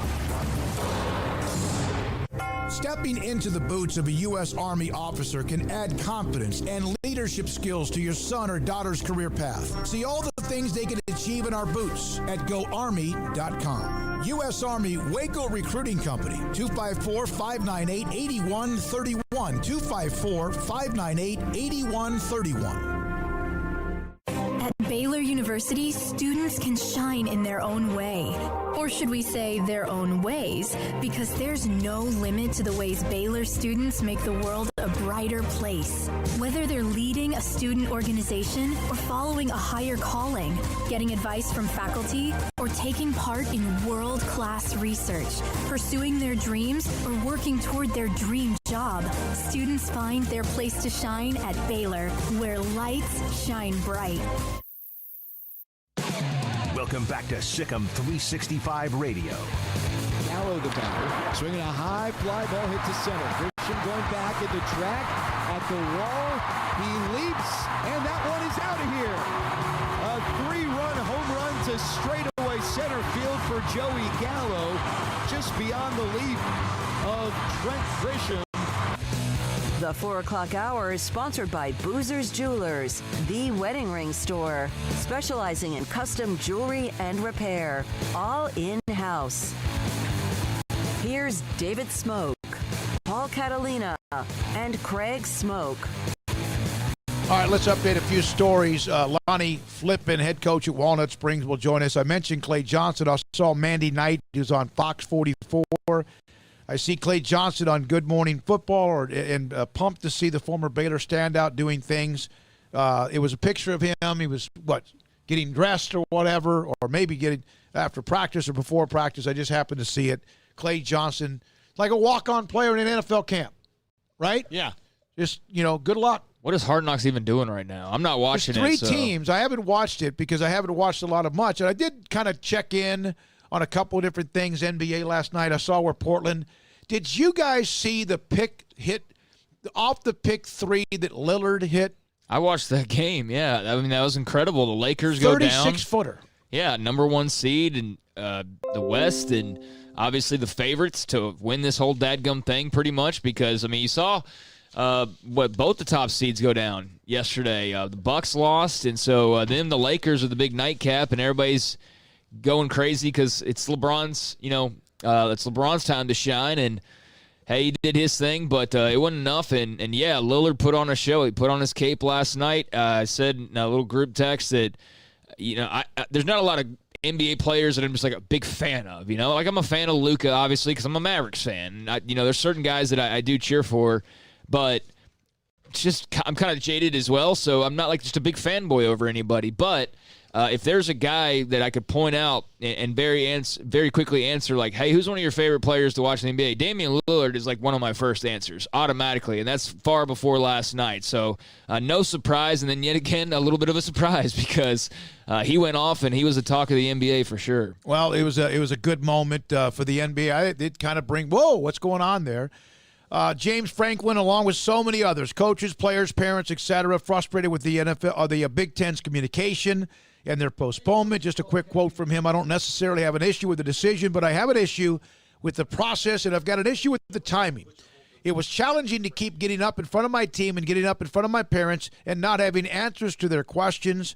I don't agree at all with the 12 hours as far as how they plan on still having 12 hours per week activities. It makes no sense that other teams are going to have a season and we're going to just get to work out with our guys for 12 hours. James Franklin signed James Franklin and the rest of the world. No one understands that decision by the Big Ten. And Kevin Warren did an interview today in which it was clear that the interviewer was told not to ask him any of those questions because he didn't. That he shouldn't do the interview. Was it a Big Ten Network interview? No, it was somebody else, but yeah. Well, then that's even worse because if it's a Big Ten Network interview, at least I'd understand that they probably gave that mandate. But if it was a non-one, then you have to ask that question. Yeah, you do. Yeah, you do. Why else do you want him on your show? I mean, we'll have Olin Buchanan on TexAgs.com and the A&M and what they're doing. That's at 4:45. And then today, John Machota, Cowboys Everything at 5 today as well. We're now joined by Lonnie Flippin, first-year head football coach at Walnut Springs. I've gotten to know him a couple of times just over text messages. He's brand new. Tim Trotter was the head coach at Walnut Springs for a long, long time, and Lonnie Flippin joins us now. Supposed to have a scrimmage with Abbott on Friday, but Lonnie, you guys have had to kind of tap the brakes, although you said you were practicing today. What's going on now with your program and a player that might have tested positive? Well, we had a player test positive. He was with us Tuesday a week ago. He missed Monday, came in on Tuesday, then we didn't see him again. And I didn't make contact with him, but we finally received on Monday a notice, a fax from the doctor that he had tested positive. So the fact that we got the information maybe 30 minutes before we planned to practice on Monday, I just sent the kids home. We informed them of what was going on, sent a letter home the next day to the parents, informing them that we'd had a kid that had indeed tested positive. We weren't, we were still in helmets. We were not in pads yet, so there was no, real physical contact. But that was a way that we saw fit to handle it, and that's how we handled it. So where is he now? Is he still in that protocol of isolation or whatever that word I'm missing? Yes, sir. Yes, sir. He's still quarantined, and we'll be I think quarantined through the 23rd is my understanding. Okay, so you're supposed to scrimmage Abbott. Is that correct on Friday? Is that still according to what you're going to do?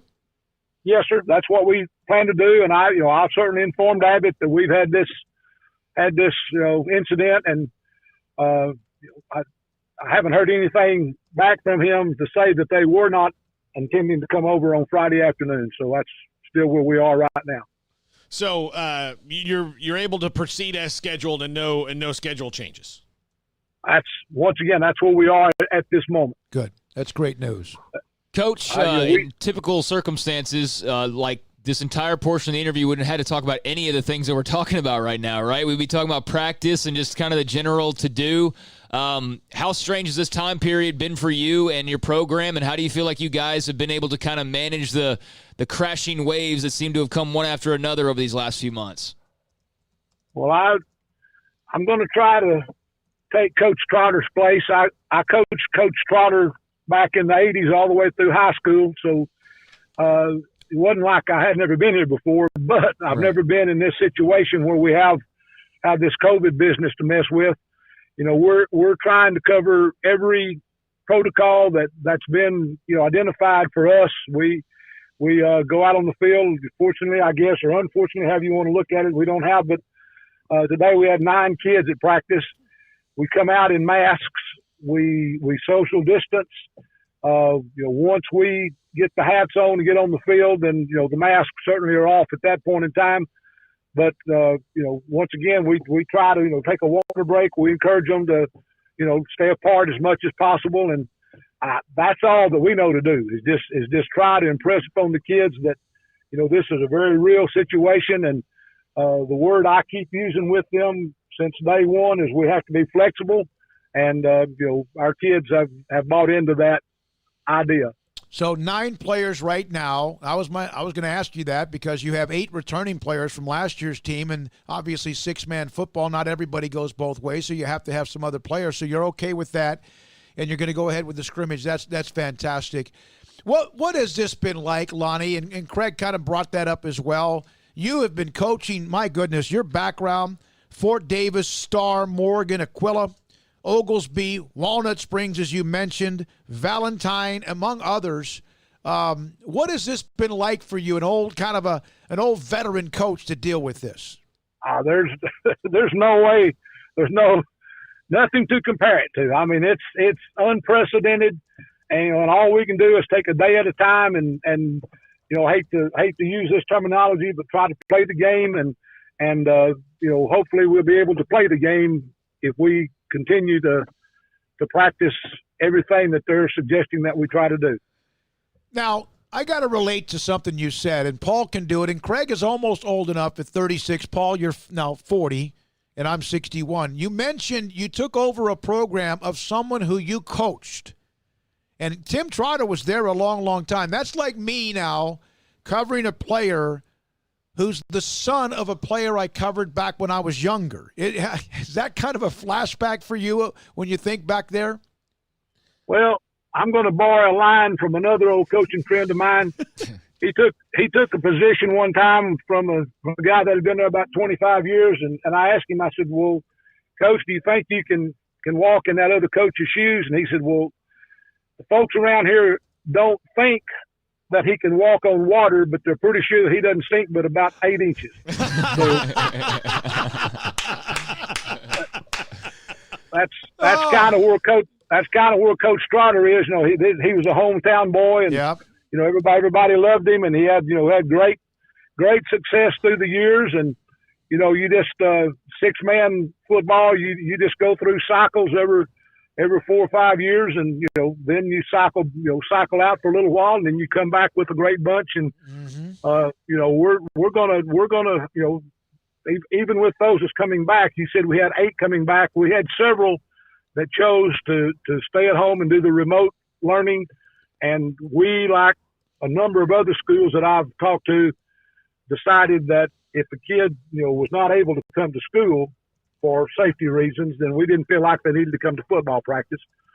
So we've lost some of those 8 returners because, once again, they're remote learners. Yeah, that's great. Lonnie, anything else, Craig? No. Lonnie, you put down this form that a guy your age probably gets annoyed when I ask you to do something online, but you helped me with this. You beat Milford in 1986 in the last minute and a half after trailing by 15. Which in 6-man football, things can explode either way or both ways and get crazy. Tell me about that. Reflect back on that game at Milford. Where were you at the time? Well, I was here at Walnut Springs. Okay. Coach Trotter was my quarterback, my defensive end. He was a catalyst in that in that taking place. If now you asked me to tell you the story, so I'm going to. Milford, there was Milford came out in second place in their district. Well, not in their district. We were in a district with 14 teams. So we had 2 zones of 7 teams, and Milford had been eliminated on Wednesday before we were supposed to play Fruitville. There was a district meeting, and it was discovered that another school had played an ineligible player.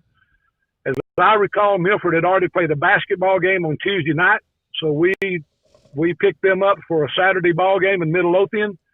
And I told my kids, I said, they have nothing to lose. They're going to be, loosey-goosey. And boy, was I ever right. They were loaded with athletes. And it was just like I had predicted. They jumped out on us and played us hard the entire game.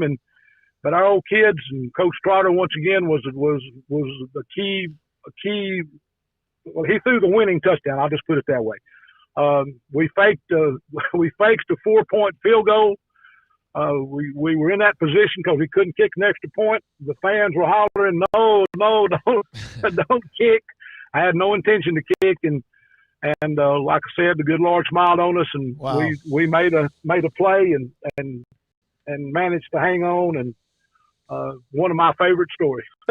You know what, Lonnie? I've never met you. I've only talked to you maybe once or twice and maybe a few text messages. This is fun. Great segment. The way you're handling things and the way you flash back with us and look back reminiscing is fantastic. We wish you the best of luck and hope things clear up a little bit. Good luck with the young man, and hopefully he's cleared as well sometime later this month. Thanks for your time.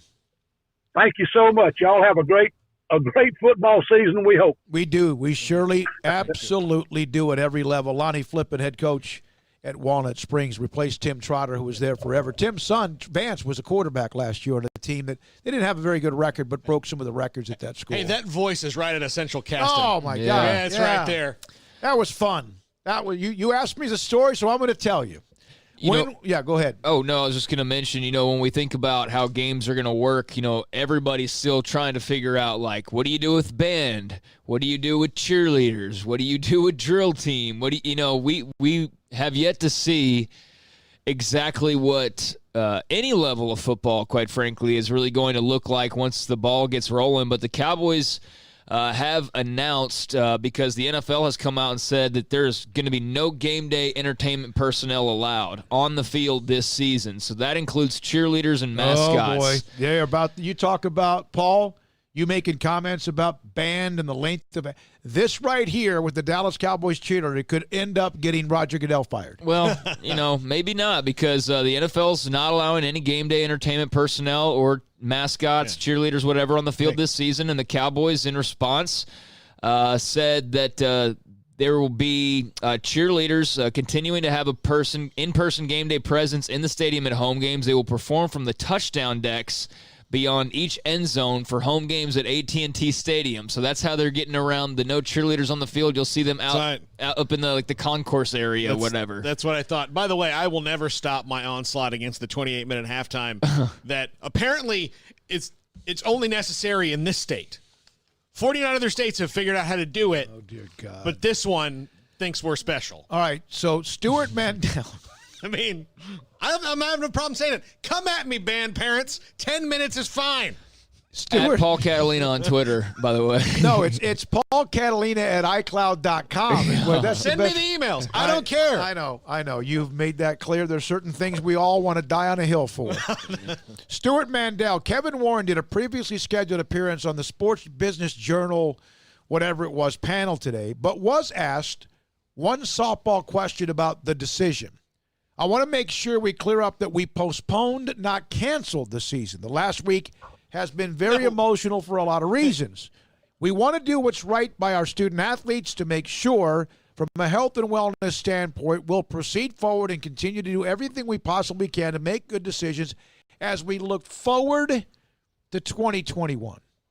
They can keep saying spring football, spring football, spring football.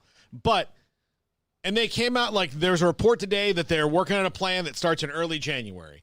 First of all, Minnesota is going to host games in an outdoor stadium in January and February, and people are going to be PO'd about that. Second of all, Justin Fields gone. Micah Parsons already gone. You've got all these guys that are already leaving. Why would the good players in the Big Ten stay for that joke of a season? I know.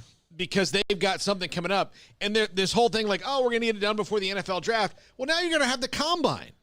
Like, they're going to miss that. They could get hurt right before. They could, I mean, if they get hurt during the regular season of college football, anybody who gets hurt now has a reasonable shot at playing their rookie year. If you get hurt in March of the college football season, there's a good chance that you're not getting drafted in April as high as you would have, and you're not going to play next year, and you're getting a redshirt year in the NFL, which is what nobody wants. So I've voiced some of those same concerns as well, and I'm reading some of the responses to Kevin Warren in the interview he did today.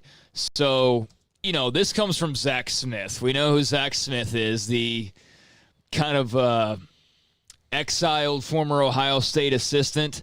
And I guess he's been commenting on this. I don't follow him. I can't remember the last time I've seen a tweet from him, but I guess he saw that interview and said that one of the only things that Warren said was how he brought up the next few months are critical and student-athletes need to vote. So I don't know what that has to do with anything of canceling the season except for you can make the obvious political connection. And I do think there are a lot of politics involved in what's going on. Not like they're canceling a season so the guys can go vote. I mean, that's not at all what I'm saying, but politics play a role in everything that we do, unfortunately, and there are definitely politics going on in the Big Ten because their explanation has made no sense. Their whole medical report they base their decision off of has had holes shot through it by actual medical doctors. Many of them, not just our guy Ackerman. Now. Yeah. I mean, they're going like, they made the decision based off this paper? Like, one guy broke it down. He got 2 sentences in. He said, right here, I can just stop. I don't need to read the rest of it. I can tell by the numbers this is wacky that you would make a decision because these numbers can't even be real based on what you're saying. So, I mean, you've had multiple medical doctors, and I know the Big Ten has their people too, but those people are on payroll. So, it's one of those things where we don't know who to trust when something's said or what to believe or whatever, but I really don't believe much of what's coming out of the Big Ten right now. Transparency is a big key here. So I did get this on the Willis Law Firm chat room, and this is something where people have misjudged this a little bit. I have a request. Could we get someone from Baylor administration, Big 12, to explain why, when, if Baylor will receive the money withheld from the Big 12? We hear a lot of answers. We've never heard someone who should know. That's not true. But Brown BW, thanks for your chat. We've discussed this before. When we thought that the window had started with them delaying payments to Baylor, it didn't start. Remember, there was like almost an overlap, like a probationary period. And I think in the end, it's almost like 4 years. Believe me, it's not like they could use the money. Of course they can, especially in this day and age. But that is a timeline that I thought it was like, okay, 2 years later, here's a check. That's not the way it is. I understand it's frustrating, but it's not as simple as, okay, we're going to delay this for 2 years, and here's a check for $25 million. Can I be very frank about this issue? It really, I think it's almost a dead issue. Like, they're going to get the money. They're going to get the money, and I understand the frustration. I get it, and especially when you're dealing with what Baylor and everybody in America is dealing with now.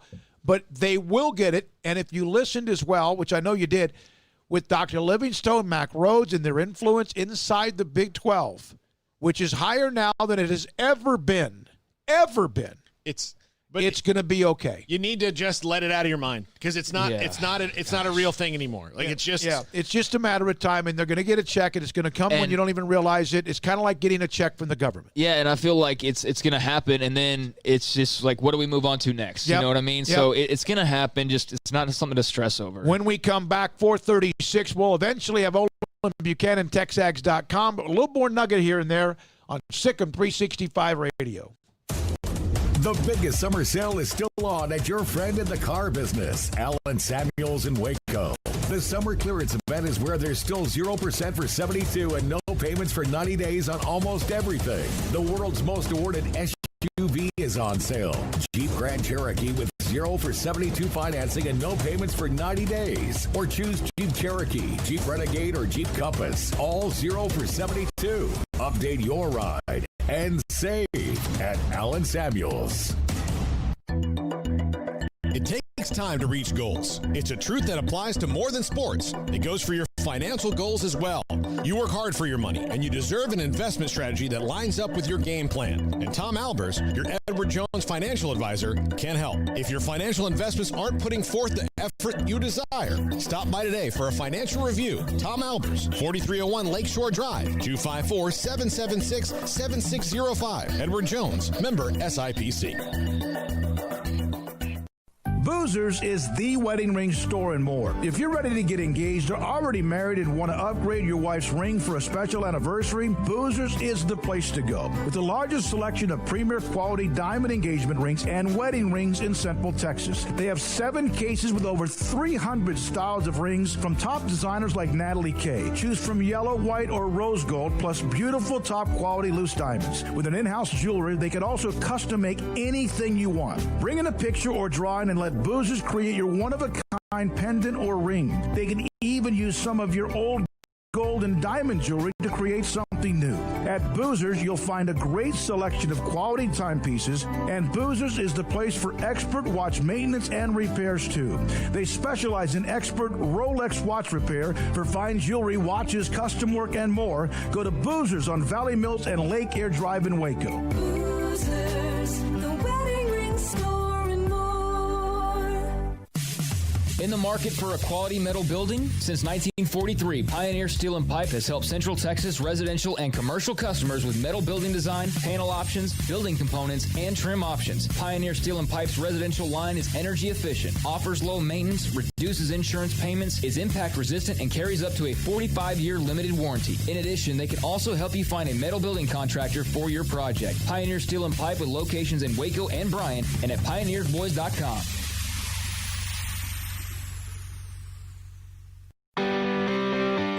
Friday Night Lights, would you like to have a bigger role than just watching the action to ensure the games are played fairly and safely? The Waco football chapter of the Texas Association of Sports Officials, or TASO, can make that happen. The 2020 Texas high school football season is right around the corner, and we need you to be a part of it. There's a shortage of officials across the state in all sports, and you can help. If you love the game and want to be a part of the solution, you can help our local student athletes continue to participate in games they love. Never officiated before? Don't worry. Waco Football Chapter can help you and prepare you to make the right call. And right now, Introduction to Football Officiating class is accepting registrations. Make your first grade call today by looking us up and contacting us on Facebook at Waco Football Chapter or at our website, wacofootballchapter.com. Find out more about the Waco Football Chapter of the Texas Association of Sports Officials, or TASO. Go to wacofootballchapter.com.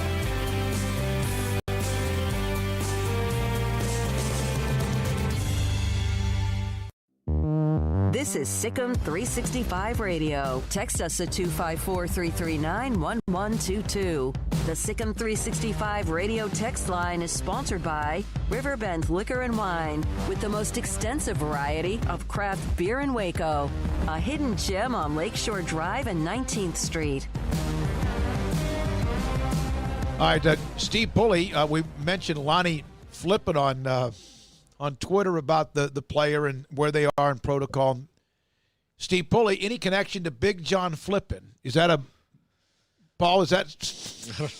I don't know. I'm scared to bring that up. I mean, I'll have to ask Steve if he's a former football Might just be coach. a person. Might just be somebody he's heard of or something. There's nothing that comes up on Google, so it may just be somebody he knows. I have no idea. Hold on. John Flippin played for Baylor. He was okay. All right. He was a center, 7'2", 290 from Evant. I must have misspelled it. You know what? Evant's a 6-man program, right? I believe. Yeah. Probably in some case. I'll text He Lonnie. played in 99 to 01. Okay. So, war number 41. All right. I'll ask him if it's Big John 7'2". Yeah. So your mind just went into the gutter with that question. Well, I He's thought, I thought I was being set up for legit some connection. Oh, man. This you guy. notice I looked at Paul, right? I was like, hey, of course. Paul. This guy was. Well, I mean, there's Baylor connections like that just pop up out of nowhere. Like it's really crazy how that happens. Like guests that we've had on here as of late that we can think of, but I'm blanking on at the moment that. You know, they bring up just some random, like, oh, yeah, like my daughter goes to Baylor. It's like, what? Wait a second. And Michael Ackerman, the doctor, who we had on, who's all of a sudden become the rage. I don't know if you guys have seen, but whole bunch of people who have now talked to him or pretended to talk to him or, pumping him up or whatever. But replayed our interview. Yeah, so that's fun to see how he's kind of taken off ever since appearing on this. Not because of us, but just it's fun to see how he's become influential. But that was another one. I bring him up because little did we know when we talked to him that he has a child at Baylor, or as a son, right? I believe. Yeah, junior. Yeah, son. So crazy how that kind of happens. You're right. The Ackerman thing, that we were ahead of the curve on that, and it was kind of fun to watch everybody else be able to give him the publicity and exposure he earned. When we come back, Olin Buchanan, TexAgs.com on SicEm365 Radio. Ideal MRI, changing the way the healthcare business is being done. How? They're helping lower the cost of what it would cost to get an MRI, which sometimes can be well over $1,000 and more than that. So what Ideal MRI is doing, one, is they have the state-of-the-art technology, the MRI machine. I always try to compare it, and I don't know why, because I never really watched Star Trek or anything like that. You had big, huge engine in the middle that, made it go. And the MRI machine inside Ideal MRI is a dude now. It's an alpha dog. I've been in it. It's like the ones you expect in any of the larger healthcare systems, hospitals, and et cetera. And it, in fact, took pictures of my left shoulder. The system, the process, everything else in between, from setting up my appointment to getting checked in to talking with the techs and the specialist beforehand, and then getting in the MRI machine, and how great they were in helping me, who can get a little bit edgy when it comes to being, claustrophobic. I never had a problem. It was an enjoyable experience. I felt great when I went in, and I felt even better when I came out. And then soon after that evening, Dr. Rob Maxey gives me a call and then sends me a text and then says, hey, I'm going to send you pictures of your MRI. He had already looked at them and given me kind of a diagnosis. He said, send these to whoever you want and tell them it came from Ideal MRI. And doctors know all about Ideal MRI, located in the Central Texas Marketplace in Waco. It has everything you need if you need to find out about muscles, bones, ligaments, and more. If your doctor brings up Ideal MRI or brings up an MRI, ask them about Ideal MRI, idealmri.com.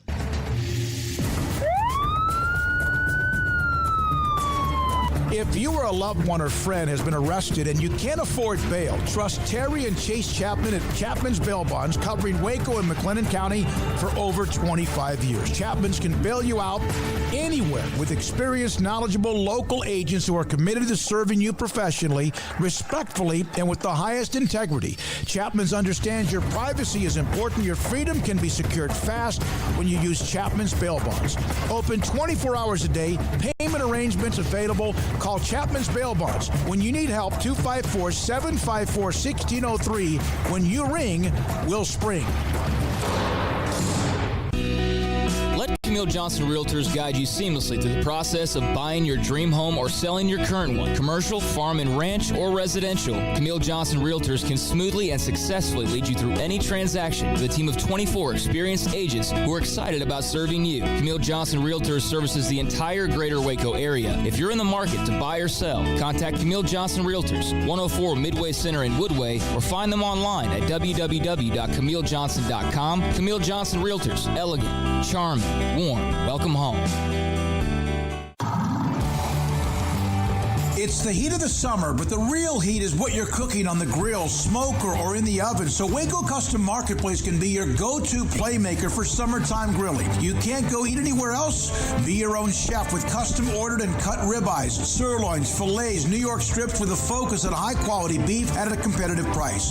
Waco Custom Marketplace also has fresh deli cuts with sliced turkey, ham, pepperoni, or corned beef. Waco Custom Marketplace also your home for the freshest seafood in town. Salmon, shrimp, mahi-mahi, great priced chicken products, whole birds, tenders, chicken breast, and wings. Waco Custom Marketplace with smoked items unique to Waco, house-made bacon, summer sausage, boudin, hot links, and German sausage. Every seasoning for every occasion, grilling, baking, or frying. Your hometown grocery store with canned goods, pasta, fresh baked bread, buns, chips, sauce, condiments to pickles, charcoal and lighter fluid, cold beer and wine, best kolaches in Waco, mouth-watering cinnamon rolls, and here for the community every single day, helping you avoid the long lines in crowded stores, serving quality products to the Waco community. Go online for the weekly value boxes. Family owned and operated Waco Custom Marketplace, 425 Lakeyard Drive in Waco, or WacoCustomMarketplace.com.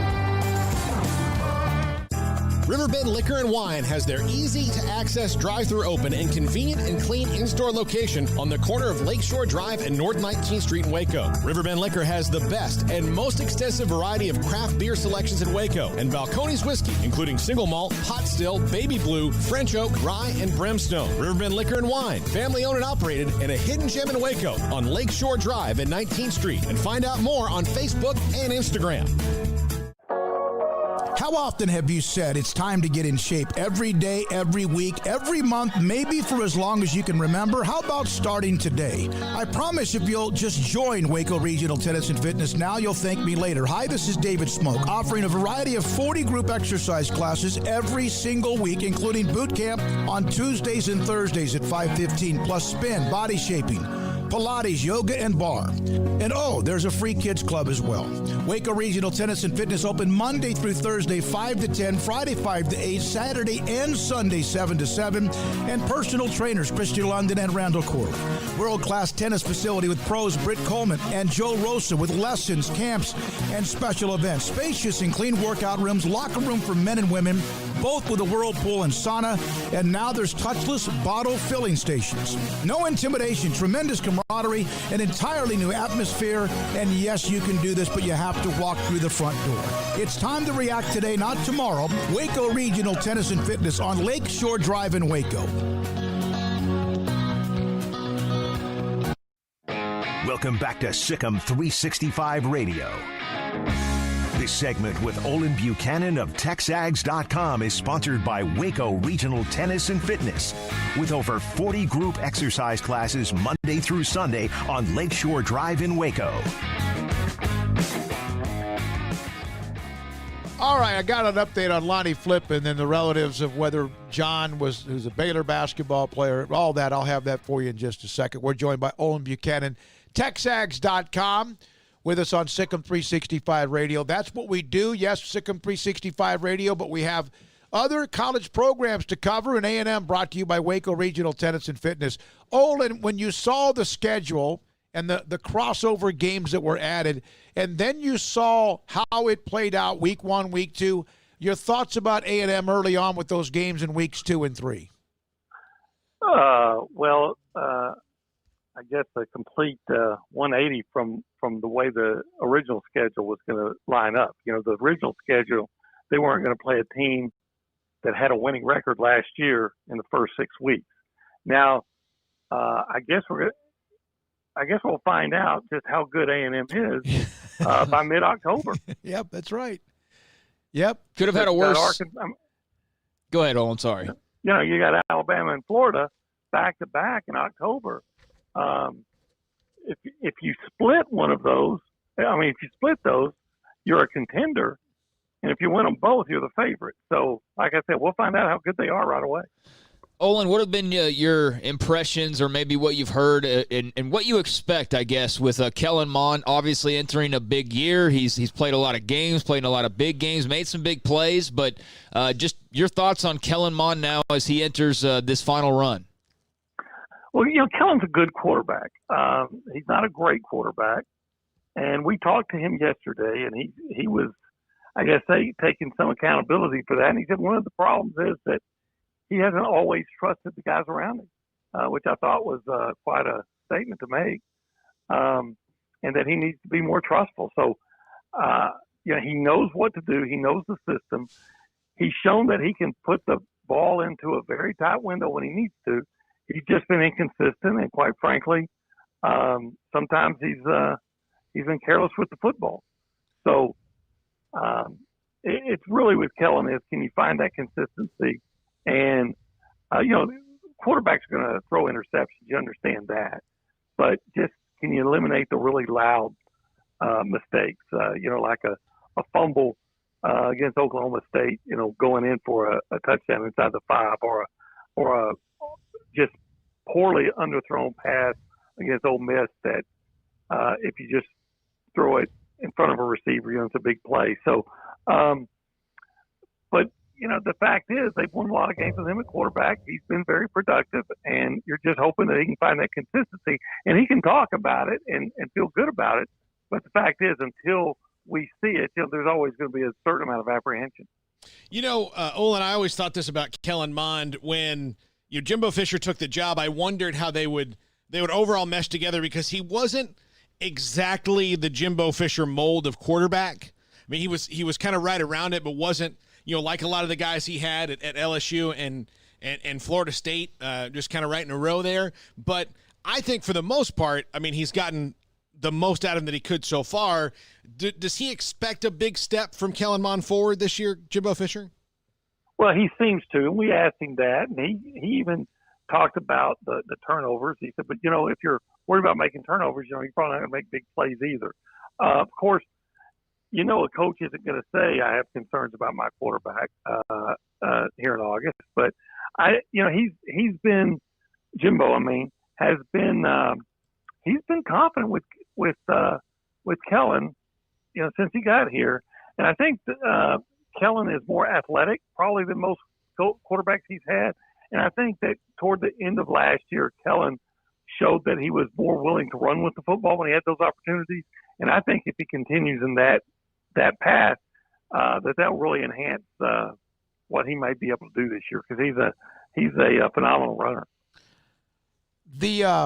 The team gets back. Of course, it's been a while. They had not been together since, I guess, maybe the bowl game? Is that right? As far as practicing as a team, is that right? Right. Yeah, that's right. Since the bowl game, not together on the field. Isn't that? And of course, that's the case with many. Your thoughts, or what maybe Jimbo Fisher said just about getting everyone back together again?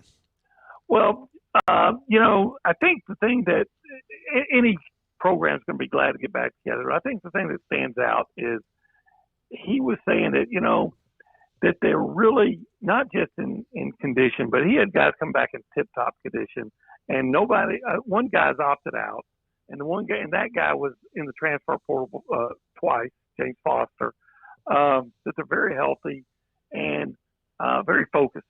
So I think this is a team that realizes that there's a chance to have a big year, and that has been driving them ever since, the bowl game.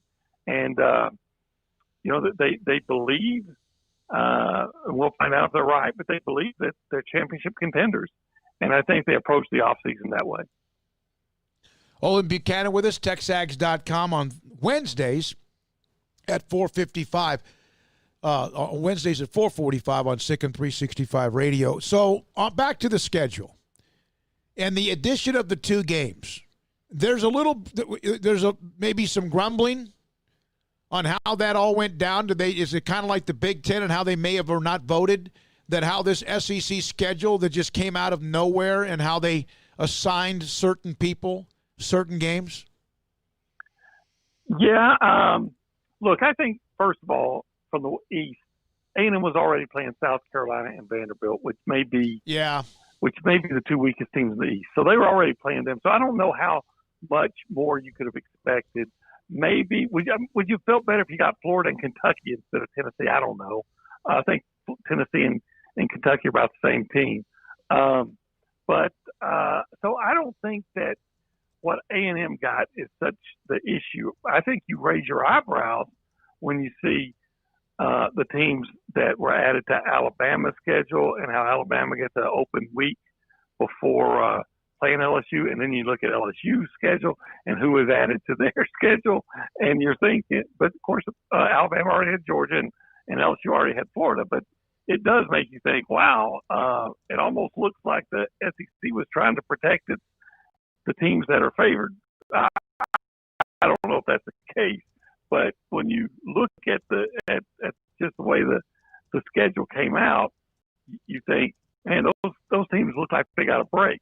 Now that said, and I said this last week to you, if you think you're good, that schedule shouldn't matter. You feel like you can beat anybody, and I think A&M playing Alabama in week 2 is actually a great opportunity. I think if you play Alabama, you want to play them early, especially this year when they really don't know who their quarterback's going to be.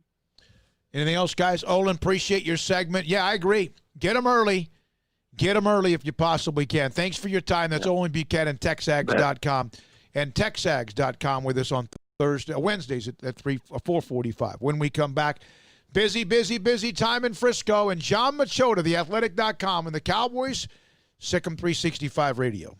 In great times or tough times, you always feel better working with someone who's there for you.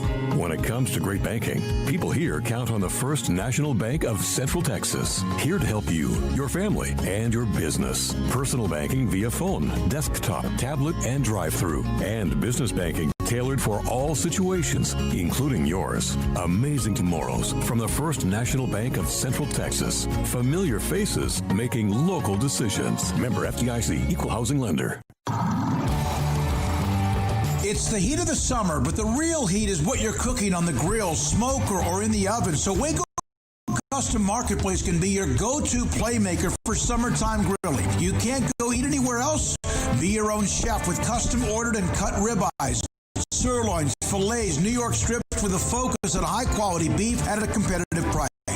Waco Custom Marketplace also has fresh deli cuts with sliced turkey, ham, pepperoni, or corned beef. Waco Custom Marketplace also your home for the freshest seafood in town. Salmon, shrimp, mahi-mahi, great priced chicken products, whole birds, tenders, chicken breast, and wings. Waco Custom Marketplace with smoked items unique to Waco, house-made bacon, summer sausage, boudin, hot links, and German sausage. Every seasoning for every occasion, grilling, baking, or frying. Your hometown grocery store with canned goods, pasta, fresh baked bread, buns, chips, sauce, condiments to pickles, charcoal and lighter fluid, cold beer and wine, best kolaches in Waco, mouth-watering cinnamon rolls, and here for the community every single day, helping you avoid the long lines in crowded stores, serving quality products to the Waco community. Go online for the weekly value boxes. Family owned and operated Waco Custom Marketplace, 425 Lakeyard Drive in Waco, or WacoCustomMarketplace.com. Riverbend Liquor and Wine has their easy-to-access drive-thru open and convenient and clean in-store location on the corner of Lakeshore Drive and North 19th Street in Waco. Riverbend Liquor has the best and most extensive variety of craft beer selections in Waco, and Balcones whiskey, including single malt, hot still, baby blue, French oak, rye, and brimstone. Riverbend Liquor and Wine, family-owned and operated, and a hidden gem in Waco on Lakeshore Drive and 19th Street. And find out more on Facebook and Instagram. How did Edward Jones become one of the biggest financial service companies in the world? By not acting that way. Financial strategies, one-on-one advice, it's a big difference. And that's why Brad Wilson, your Edward Jones financial advisor, makes sense of investing. Experience the difference for yourself. Brad Wilson, 250 Sharon Drive in Woodway, 254-776-4337. Edward Jones, member SIPC. Stepping into a new pair of boots is great, but stepping into the boots of a U.S. Army officer can also add confidence and leadership skills to your son or daughter's career path. There are more than 150 occupational specialties to help them find the best fit for their future. See all the things your son or daughter can achieve in our boots at GoArmy.com. U.S. Army Waco Recruiting Company, 254-598-8131, 254-598-8131. Welcome back to SicEm365 Radio. It's time for our weekly segment with John Machota of The Athletic, brought to you by Pioneer Steel and Pipe, where customer service is their main focus, and best in metal, steel, and pipe for large or small projects, with 2 locations in Waco and Bryan. Family owned and operated since 1943. Prescott gets it complete as Cooper takes it all the way.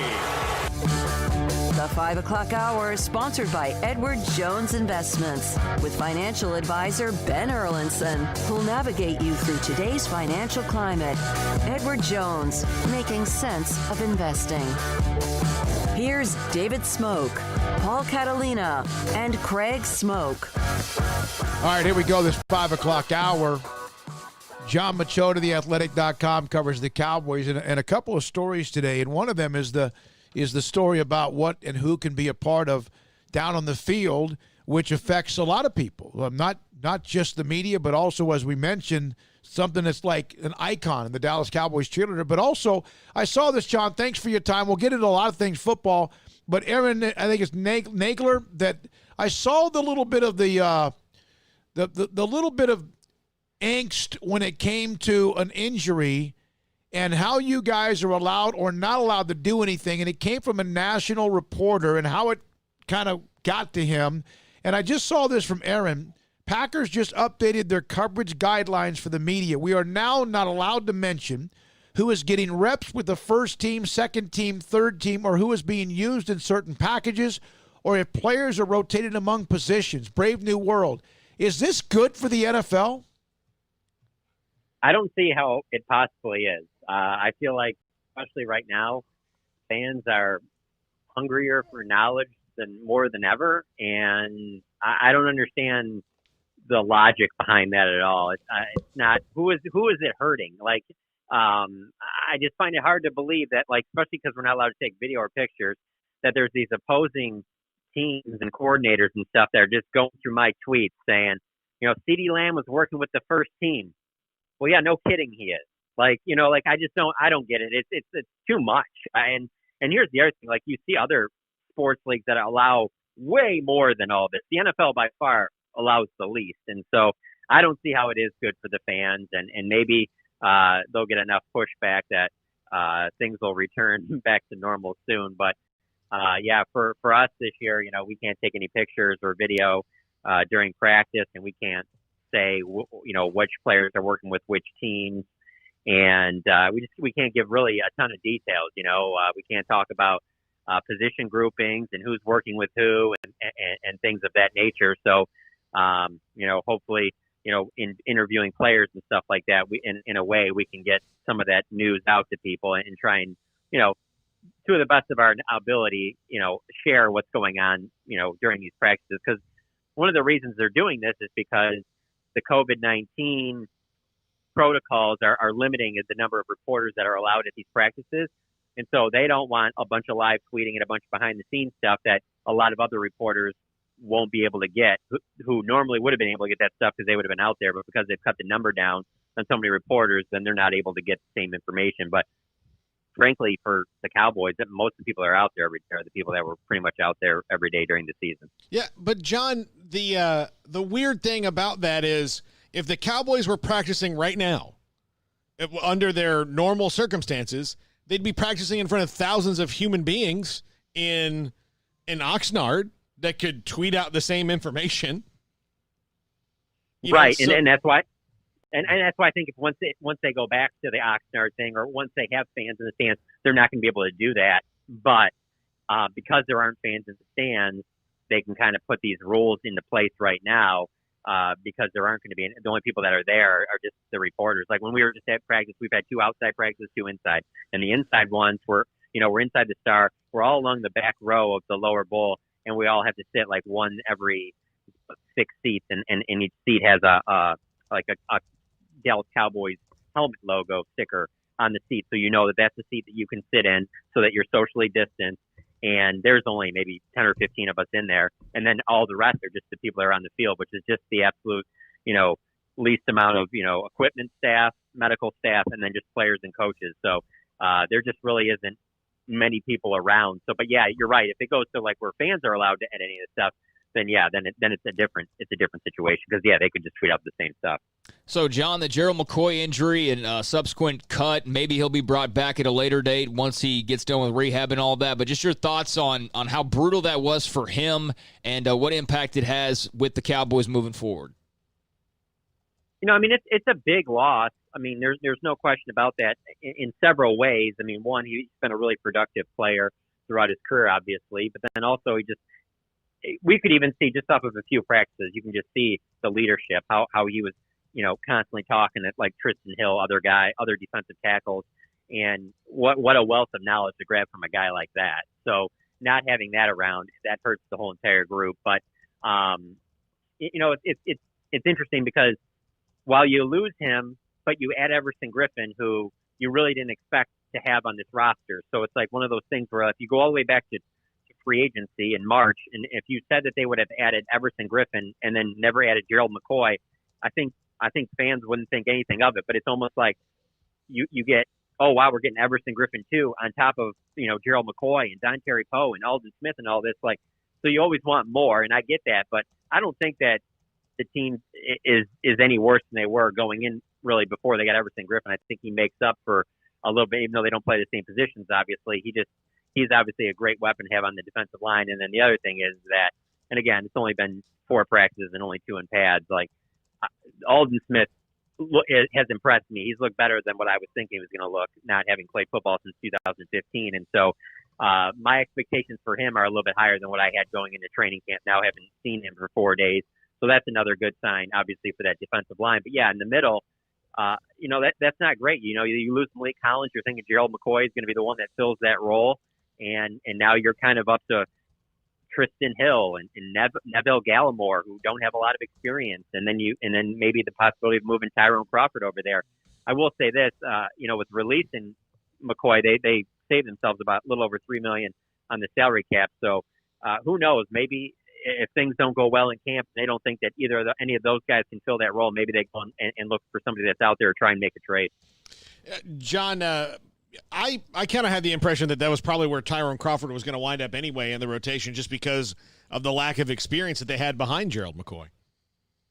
For sure. But the thing is, though, even with Tyrone Crawford and Don Terry Poe in the middle, let's say if those were your starters, even with both those guys as veterans, they have their own injury concerns as well, So it's like, there's by no means are you thinking that, we're going to have both those guys as their starters, and that's going to be who it is for 16 games. You still need a lot of depth there. And obviously they knew they needed depth there because even after adding Gerald McCoy, they used their 3rd-round pick on Neville Gallimore. And so a little bit of a transition, though, for him because of the fact that, the way that they play defense is just different than the way Oklahoma was playing defense. But they do like his upside. I think they wanted him to be a little bit more of a, hey, how about you study behind Gerald McCoy for a year or two and then maybe work instead of getting kind of thrown to the wolves right off the bat. Because, hey, let's be honest, they need those defensive tackles to play well to keep guys off of, Leighton Vander Esch and Jalen Smith. They need those linebackers to be able to run free, and so that starts up front. So I think the pass rush is going to be excellent. It's about stopping the run, and losing a guy like Gerald McCoy obviously doesn't improve you in that area. What's interesting is, you lose McCoy, and the next, what is that, same day, Paul? Was it Don Terry Poe is cleared? It's just like, not the same, but it sure was at least some pretty good news. Craig, anything for John? So, John, the CeeDee Lamb hype is real?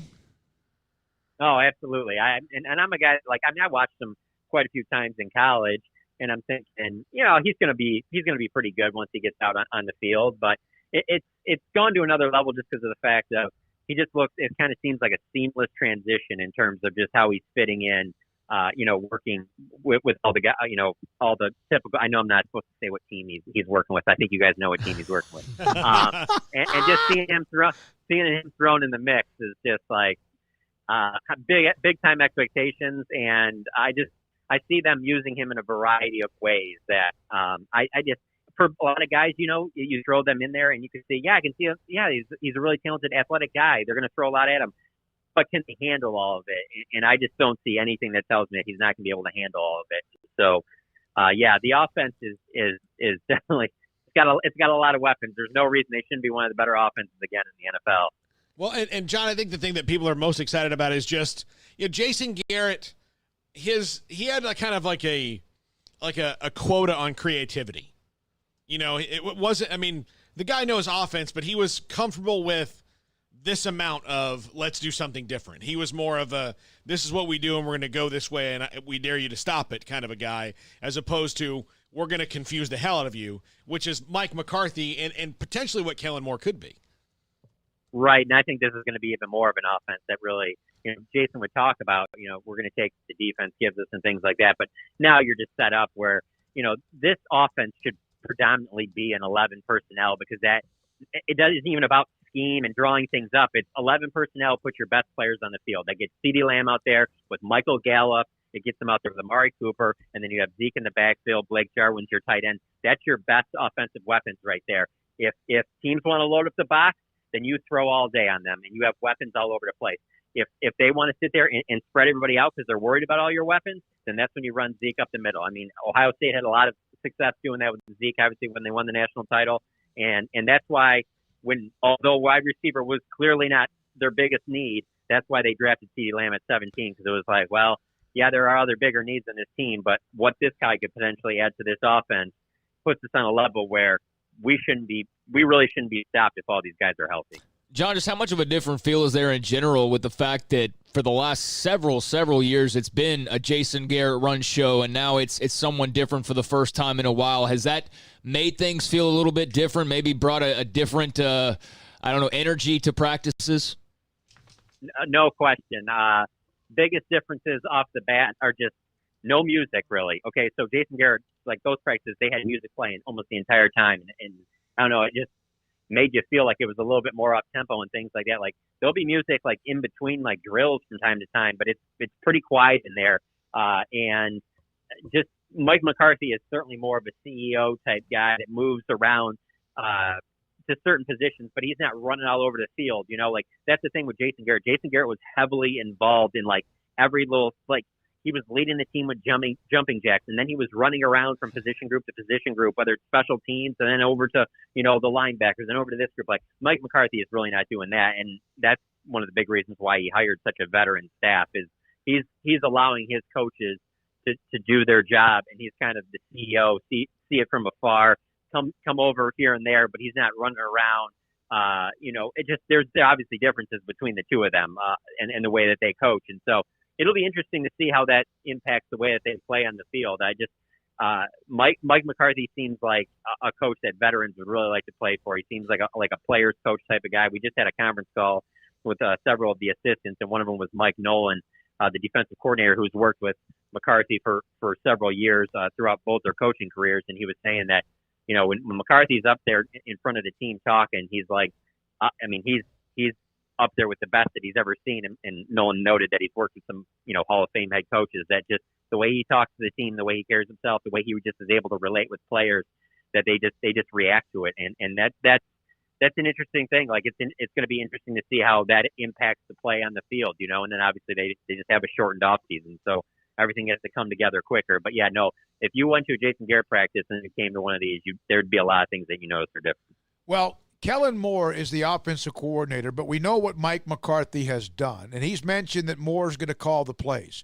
How much does that put on Kellen Moore's shoulders, that he knows the guy who's the head coach is a guy that's done that over his time in the NFL? No, I think it puts a lot. I mean, Kellen's not going to sit there and say that, yeah, I'm nervous, and it's a lot of pressure on me or anything like that. But yeah, there's got to be some. I mean, Mike McCarthy called plays pretty much the entire time. There was a small period where he didn't, but most of the time he was in Green Bay, including when they won a Super Bowl. And so when you have somebody like that, it really is going to depend, I think, on Mike McCarthy. It's like, how much is he going to be like? Is he going to be needling over every like little thing that he doesn't like, or is he going to kind of step back a little bit and give Kellen, obviously only being a second-year play caller, room to grow? And so we'll see. Last year is a great example. Those first three games, they were clicking, everything was working well, and then all of a sudden, they went away from their play action game, and they just looked a little bit different, and then things kind of started falling apart. And I know fans started blaming that Jason Garrett was getting more involved in the offense. And I wouldn't be surprised if stuff like that happens, this year, if things don't work well. Like, fans are going to be like, well, at what point does McCarthy take over the offense? And I don't necessarily think that's going to happen, but we say whatever we say now, that can always change. He didn't come here to try and develop this team into like, in a couple of years, we're going to be pretty good. No, he came here to win a Super Bowl. There's no question about that. That's why Mike McCarthy was the hire. That's why he brings in this veteran staff. So if they were to go on some kind of a slide and the offense was struggling with all the weapons they have, I wouldn't be surprised if McCarthy takes the play calling back over. but they don't foresee that happening, and I personally really don't either. But with that being his MO and him already having won a Super Bowl, it's got to be some pressure. I don't care who you are. Thank you, John. Appreciate it, buddy. Thank you for your time. John McClain, John Machota, John McClain Tuesdays, John Machota Wednesdays with us at 5 o'clock on SicEm365 Radio. I know there's some news from the NCAA Division I Council, Craig. Is that what you are alluding to? Yeah, the NCAA Division I Council has voted to allow fall sports student-athletes to compete in any amount of competitions this year, and it will not count as a year of eligibility. Yahoo had this, and then Brett McMurphy at Stadium. Still needs final approval Friday from NCAA Board of Governors. Meanwhile, the Big Ten has finally released their homework and released a document that if they had just released this last Wednesday, would have saved them this entire last week of criticism, Kevin Warren. But Kevin Warren's come out and written a letter and sent it out, and it outlines all of the factors that went into their decision. But the biggest takeaway from it is that he said no matter what, they are not changing course. They will not reverse course on postponing the season. They will either play in the spring or they're not going to play at all this year. So these two things kind of coincide with one another, and we're going to need some more clarity because of this NCAA announcement. The council, per Ross Dellinger, recommended the D1 Board of Directors officially move fall championships to spring. Also, they approved the 12-hour fall practice model, which, again, hopefully there's an article that outlines why that makes sense when these teams aren't playing football. But my question is, if you're Baylor and you play an entire season, does this mean Charlie Brewer gets another year? Yeah. Yeah. That's what I... Yeah, that's what it seems like to me. So now, Charlie Brewer, in theory, no matter what he does this, and look, I'm just using him as the example. Yeah, he's a senior. He could play. He can play 2 more years now. Yes. That's nuts. That's nuts. And okay, that's huge news. That sounds fantastic. Sam Ellinger could play another 2 years. Yeah, but at Texas. What if you're next up? Yeah. Yeah, that sucks for you. That's what I'm saying. Like, it's kind of a big deal. Yeah. That's part of that when everyone wants everybody to be given something for, not that it's not for free, but when the basketball season ended, everybody wanted to give every basketball player an extra year of eligibility when they had already played 30-plus games, and some conferences had already played their tournaments. And I was like, no, you can't do that. You're going to clog up the roster. Well, now they're going to clog it up no matter what. Yeah. Because now it's going to have to be clogged up, and I know that not every person will want to take advantage of that, but if I'm Charlie Brewer, I don't know how hot my NFL prospects are, or I don't know if I want to play football anymore. You know, I mean, all these guys are going to have individual decisions, but, I mean, guys, that means Charlie Brewer, Sam Ellinger, or Brock Purdy, Kellen Mond, any of these guys who are seniors this year are entering their senior years that are not really their senior years, even though they're their senior years. Yeah, we'll get clarification. And so I wonder if one of the things they'll do is if just on next year's rosters, your seniors don't count against your cap of 85. Like, that's the only way I could, just off the top of my head, think that it would work, would be if you have 15 seniors next year, you still get the scholarships that you would have filled for those guys, but they're just still on the team. They just won't count against your 85-man scholarship limit. Because at some point, the NCAA, I know they're dealing with just getting this thing going, just getting the ball rolling, period. But there's a lot of, like, collateral damage that is occurring as a result of every single decision made. And therefore, now you've got this scholarship situation on your hands that you're going to have to figure out. But, yeah, that's breaking. And then, of course, the Kevin Warren letter. And, of course, he cited, you know, the transmission rates on campuses. Medical staffs did not think interventions we had planned would be adequate to decrease potential spread, even with regular testing. Again, the general student body returning. And there's just simply too much we do not know about the virus, from recovery and long-term effects, yada, yada, yada. So that was the letter he should have sent a week ago. But even then, the point at the end is the one that where the Big 12, SEC, and ACC and all these other conferences that are playing differ. Their idea is, and I agree with it, if the general student population is coming back, what difference does it make whether we play football or not? Right. Like, that, to me, they're still going to be there. They're still going to be all in there. You know, and now most schools are going to try to limit that as much as they can, but they're still all there. Right. You know, and, you know, what happened at Oklahoma State this weekend had nothing to do with the football team. No. It had everything to do with frat bros. Yeah, so pretty much. So, just say, like, look, we can't control frat bros. Nobody ever has. This is what we're going to. The board will meet Friday. That's when they'll approve it. He did say Pete Thamel had this first, as you mentioned. He did say at the end of the letter, financial considerations did not influence the decision, as the postponement will have enormous adverse financial implications.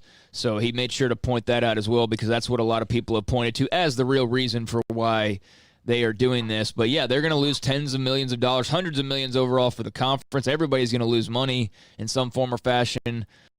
And we'll see how it goes. But Big Ten's not backing off. No, they're not. And release that.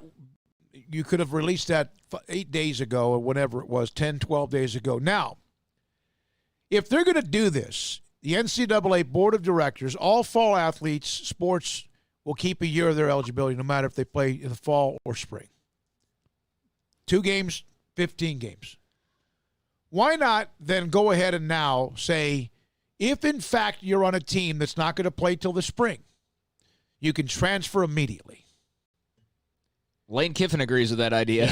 Justin Fields is not going to play another down of college football because he's not going to play in the spring, you would think, the quarterback. Even if they have it. I would not if I was him, no. So why not allow him?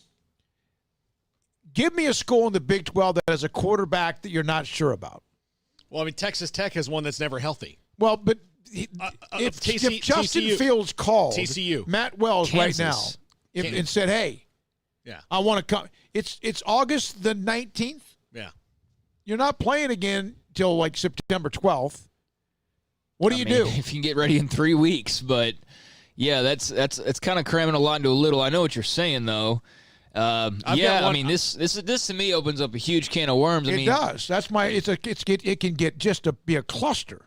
I've got one in the ACC he can go to. Yeah. I mean, really, he could go to any school in America. This is a redshirt year for all of college athletes. For every college athlete, this is a redshirt year. So, I mean, the amount of problems that will also stem from this, I mean, it's great. Like, look, some guys aren't going to go play in the NFL or in the WNBA or the NBA or whatever, and maybe they'll love having another year on campus just for whatever reasons, but it's going to be a logjam, that's for sure. And, man, this could really create some issues in recruiting for some teams who all of a sudden have their quarterback coming back for like a 6th year or whatever. But I'll let the big money folks figure all these things out. No question. It'll be interesting to see how this reverberates throughout college athletics, and maybe we can get Dave Aranda Saturday to kind of help us a little bit with what he's going to say as well. All right, coming up next, 524, SicEm365 Radio. You want to throw out the Big 12 thing? No, we have Stephen Kim, right? That's right. I've got lost in the time. Stephen Kim, Baylor alum, how did he watch or keep up with Baylor athletics in a segment brought to you by Baylor University when he lived in Korea for 9 of the last 10 years? We're going to do this with Stephen Kim. There's also an interview in a couple of weeks with another former alum that lived in Angola. We'll have that on occasion, and that's next on SicEm365 Radio. With more than 160,000 alumni worldwide and counting, the Baylor family is growing. And through the university's expanded Baylor alumni program, the family is growing closer. With hundreds of local volunteers planning events in cities and towns around the country, you can gather with fellow Bears no matter where you are. So, get connected, get something started, get involved, and make plans to get together with Baylor alumni. Visit us at baylor.edu/alumni. Boozers is the wedding ring store and more. If you're ready to get engaged or already married and want to upgrade your wife's ring for a special anniversary, Boozers is the place to go. With the largest selection of premier quality diamond engagement rings and wedding rings in Central Texas. They have 7 cases with over 300 styles of rings from top designers like Natalie Kay. Choose from yellow, white, or rose gold, plus beautiful top quality loose diamonds. With an in-house jewelry, they can also custom make anything you want. Bring in a picture or drawing and let Boozers create your one-of-a-kind pendant or ring. They can even use some of your old gold and diamond jewelry to create something new. At Boozers, you'll find a great selection of quality timepieces, and Boozers is the place for expert watch maintenance and repairs, too. They specialize in expert Rolex watch repair for fine jewelry, watches, custom work, and more. Go to Boozers on Valley Mills and Lake Air Drive in Waco. Boozers, the wedding ring store and more. One size fits all. That may be all right for an adjustable belt or cheap sunglasses, but when it comes to your financial needs, no one wants a one-size-fits-all strategy. Cam Heathcott, your Edward Jones financial advisor, knows that his most important goals are yours. That's why he takes the time to understand your needs. Knowing you, that's how Edward Jones makes sense of investing. Cam Heathcott, covering Conroe and Houston, 936-756-7717 or cam.heathcott@edwardjones.com. Edward Jones, member SIPC. Stepping into the boots of a U.S. Army officer can add confidence and leadership skills to your son or daughter's career path. See all the things they can achieve in our boots at GoArmy.com. U.S. Army Waco Recruiting Company, 254-598-8131, 254-598-8131. The biggest summer sale is still on at your friend in the car business, Allen Samuels in Waco. The summer clearance event is where there's still 0% for 72 and no payments for 90 days on almost everything. The world's most awarded SUV is on sale. Jeep Grand Cherokee with 0 for 72 financing and no payments for 90 days. Or choose Jeep Cherokee, Jeep Renegade, or Jeep Compass. All 0 for 72. Update your ride and save at Allen Samuels. Do you or your kids get nervous about going to the dentist? Stonewood Dental, Dr. Steve Childress, he can help. I've spent a career taking care of patients who as children had bad experiences, and now they're adults that hate going to the dentist. If I get a kid at 3 years old and they come every 6 months and it's a happy experience, it's normal for them. Now they have an accident at 6 or 7 or 8 at school. Now they have a broken tooth or a trauma, and they have to come here. They're used to lights, they're used to water in their mouth, they're used to experience, they already trust us. It's amazing what we can do with that kid without it being a negative thing. But if I see a 6 or 7 or 8 year old that's never been to the dentist, and now they have a trauma or an unfortunate unexpected toothache, it's harder to do that for that kid and it not be somewhat of a negative experience. So bottom line is I try to teach kids and adults and teenagers and everybody the way I'd want my family treated, which is where it's a necessary part of life. You just take care of it. It doesn't have to be that big a deal. Learn more, stonewood-dental.com. At Ideal MRI, we feel blessed to be a part of the Waco community. We're a small family business right here in Central Texas, and our goal is to bring down the cost of healthcare while maintaining high quality. At times like this, the cost of healthcare has never been more important, and unfortunately, significant illnesses and injuries still occur. That's why Ideal MRI is open and here to serve you through the difficult time. We offer premium MRIs just like a hospital with state-of-the-art technology and specialists, but you'll pay less. Sometimes thousands of dollars less, whether you're using insurance or not. At Ideal MRI, we accept most insurance and there are no hidden costs, even offering financing if that's needed. Everything included in the price, and you'll not get something as a surprise in the mail later on. If you need an MRI, ask your doctor about Ideal MRI. They'll know.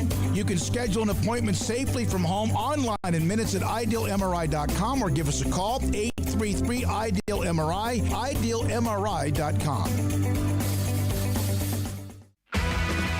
Welcome back to SicEm 365 Radio. This Baylor University alumni segment is sponsored by Baylor University, where light shine bright. We have had all sorts of, I guess you could say, trips down memory lane. Even today, Robbie Quiroga, who's down in San Antonio, working for New York Life, and former receiver, kick returner, track athlete at Baylor. But I wanted to also get some other stories about Baylor alums on occasion, and not so much that they played the games, but they tried to keep up with their alma mater. Stephen Kim joins us now from Houston on SicEm 365 Radio. Stephen lived in Houston all his life, then eventually moved to Korea, and has been there for pretty much the last decade, except for 1 year. He joins us. He's back in the States. Stephen, so I lived in Japan 4 years, and that was before satellite dishes. That was before anything internet. Now, I remember what it was like to listen to an NFL game at like 3 o'clock in the morning on the Far East Network.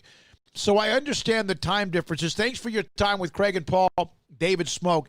How much did you have to change your schedule to keep up with your alma mater?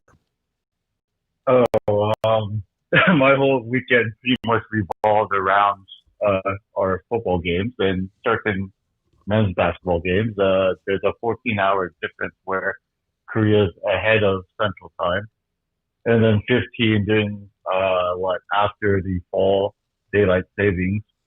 So it basically meant my Saturday night was killed. So I would have to reject meeting friends because if I were to, let's say, have a few beverages, I usually wouldn't be able to stay awake during our game, especially in 2017. Wait a minute. Beverages. I mean, I like water, Dr. Pepper, things like that, right? Yeah, well, in Korea, our favorite alcohol does look like water, if you want to say that. Oh, really? What is it? What is it that you drink in Korea? It's called soju. It's spelled SOJU. It's a white wine. It's 20% alcohol and it's similar taste to vodka. Okay. All right. Those go for $1 a bottle at the convenience store. Oh, wow. You had told me that you're born and raised in Houston, but you're Korean American. So obviously you may have gone back over to work there, or you had lineage and family or whatever heritage there. What was the reason you went back, or not back, but why you went there in the first place? Yeah, both my parents are from Seoul, and they moved to Houston. My father moved here after university in Colorado. My mom moved here after university in Korea, and so their jobs led to them being Houston. And my father was very Americanized because he went through high school in Denver. My mom, not as much. So I grew up very much culturally confused about who I was. I love it. One funny story is that, let's say, from elementary to high school, I would be eating Western food. They would be eating Korean food. They would be speaking Korean to each other and then speaking English to me. So when they spoke, I knew that was my turn to not listen. So, Stephen, when you get that experience of getting to live, in a place that you have your family heritage, but you grew up in somewhere else, how did that change your worldview? It gave me a worldview.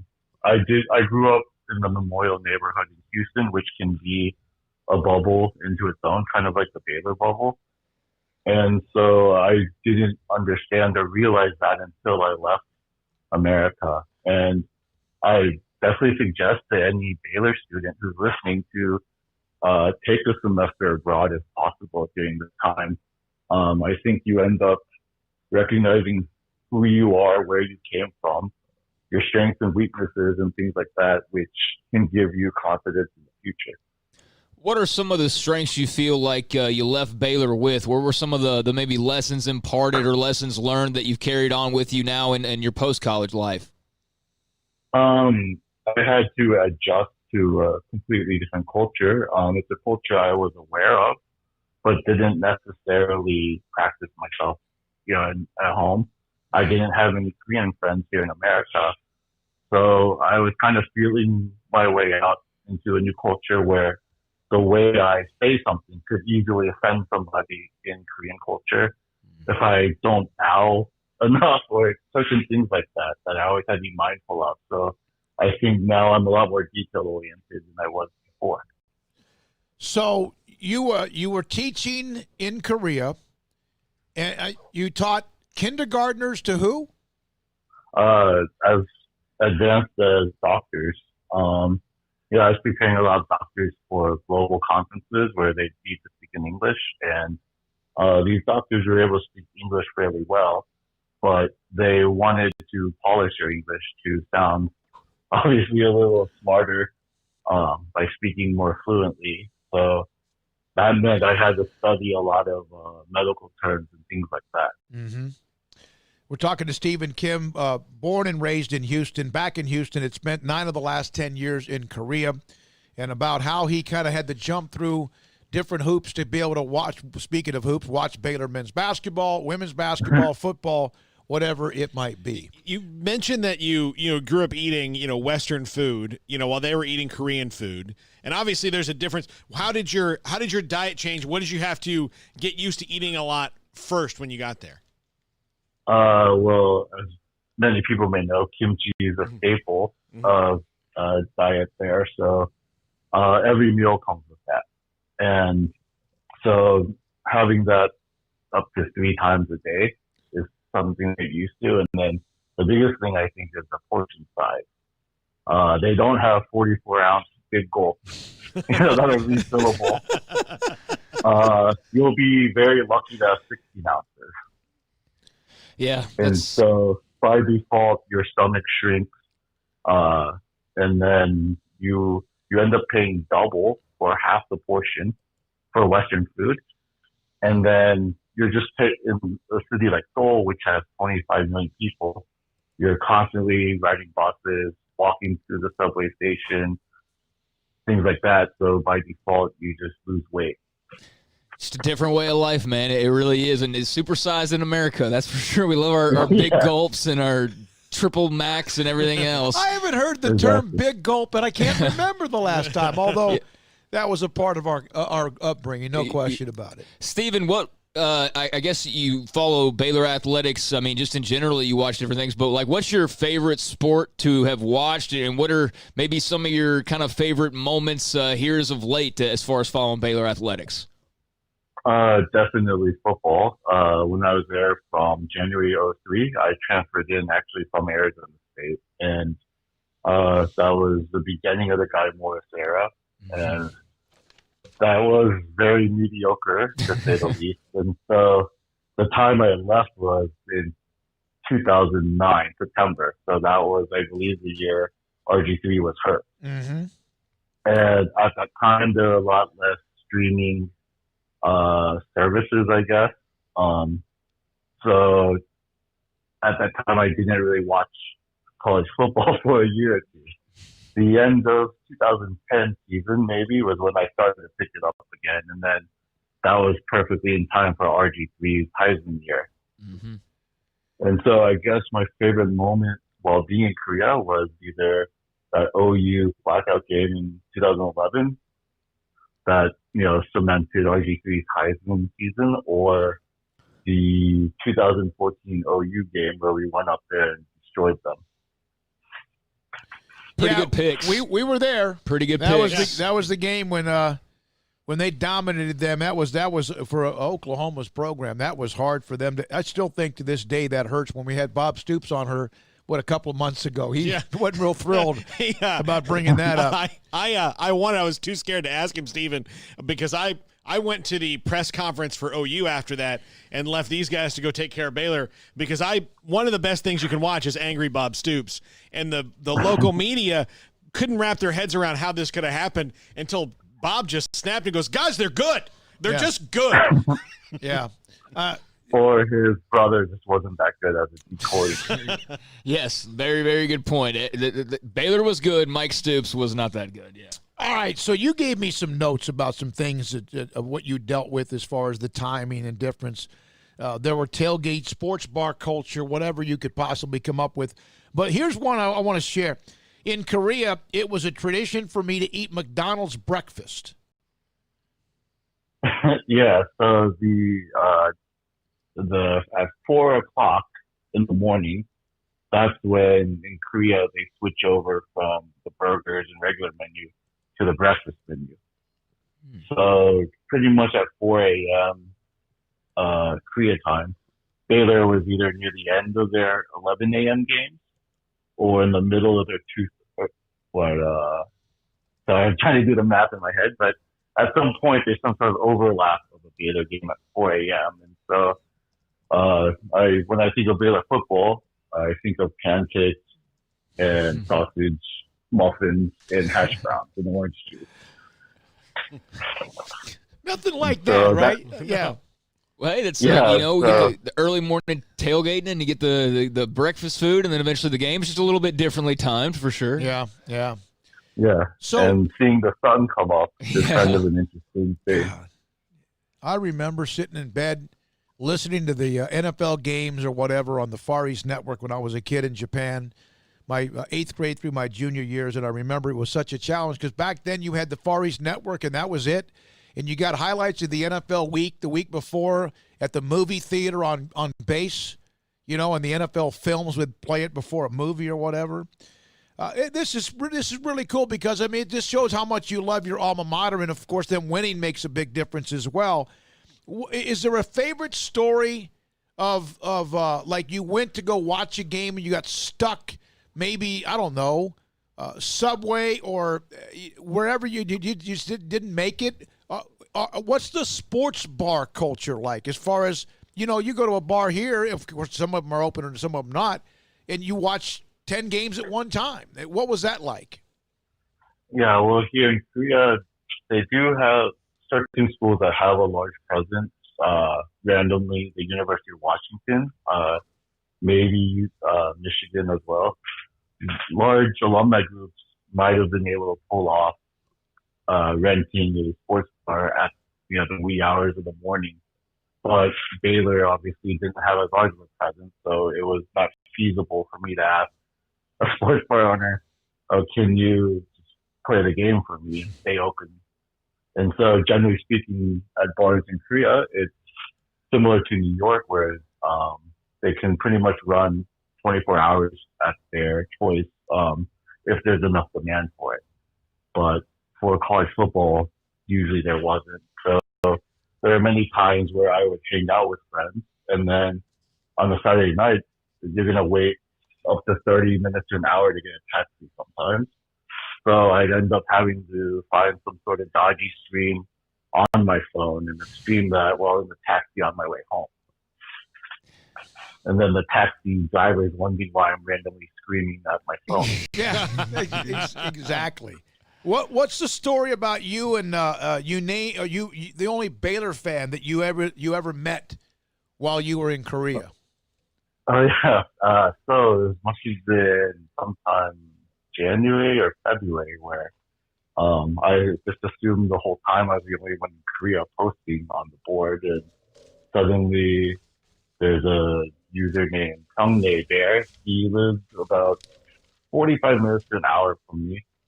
He's just outside the school. So I actually met up with him a couple of times, but it wasn't during the season. But he's from Austin, and it was great to be able to harken back to our time at Baylor or just thinking of the old teams that we grew up watching. It's very cool. A lot of fun.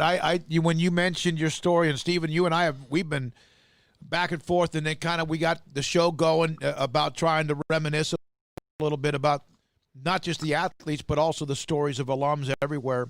This is awesome. And your father, medical import company of Korean products.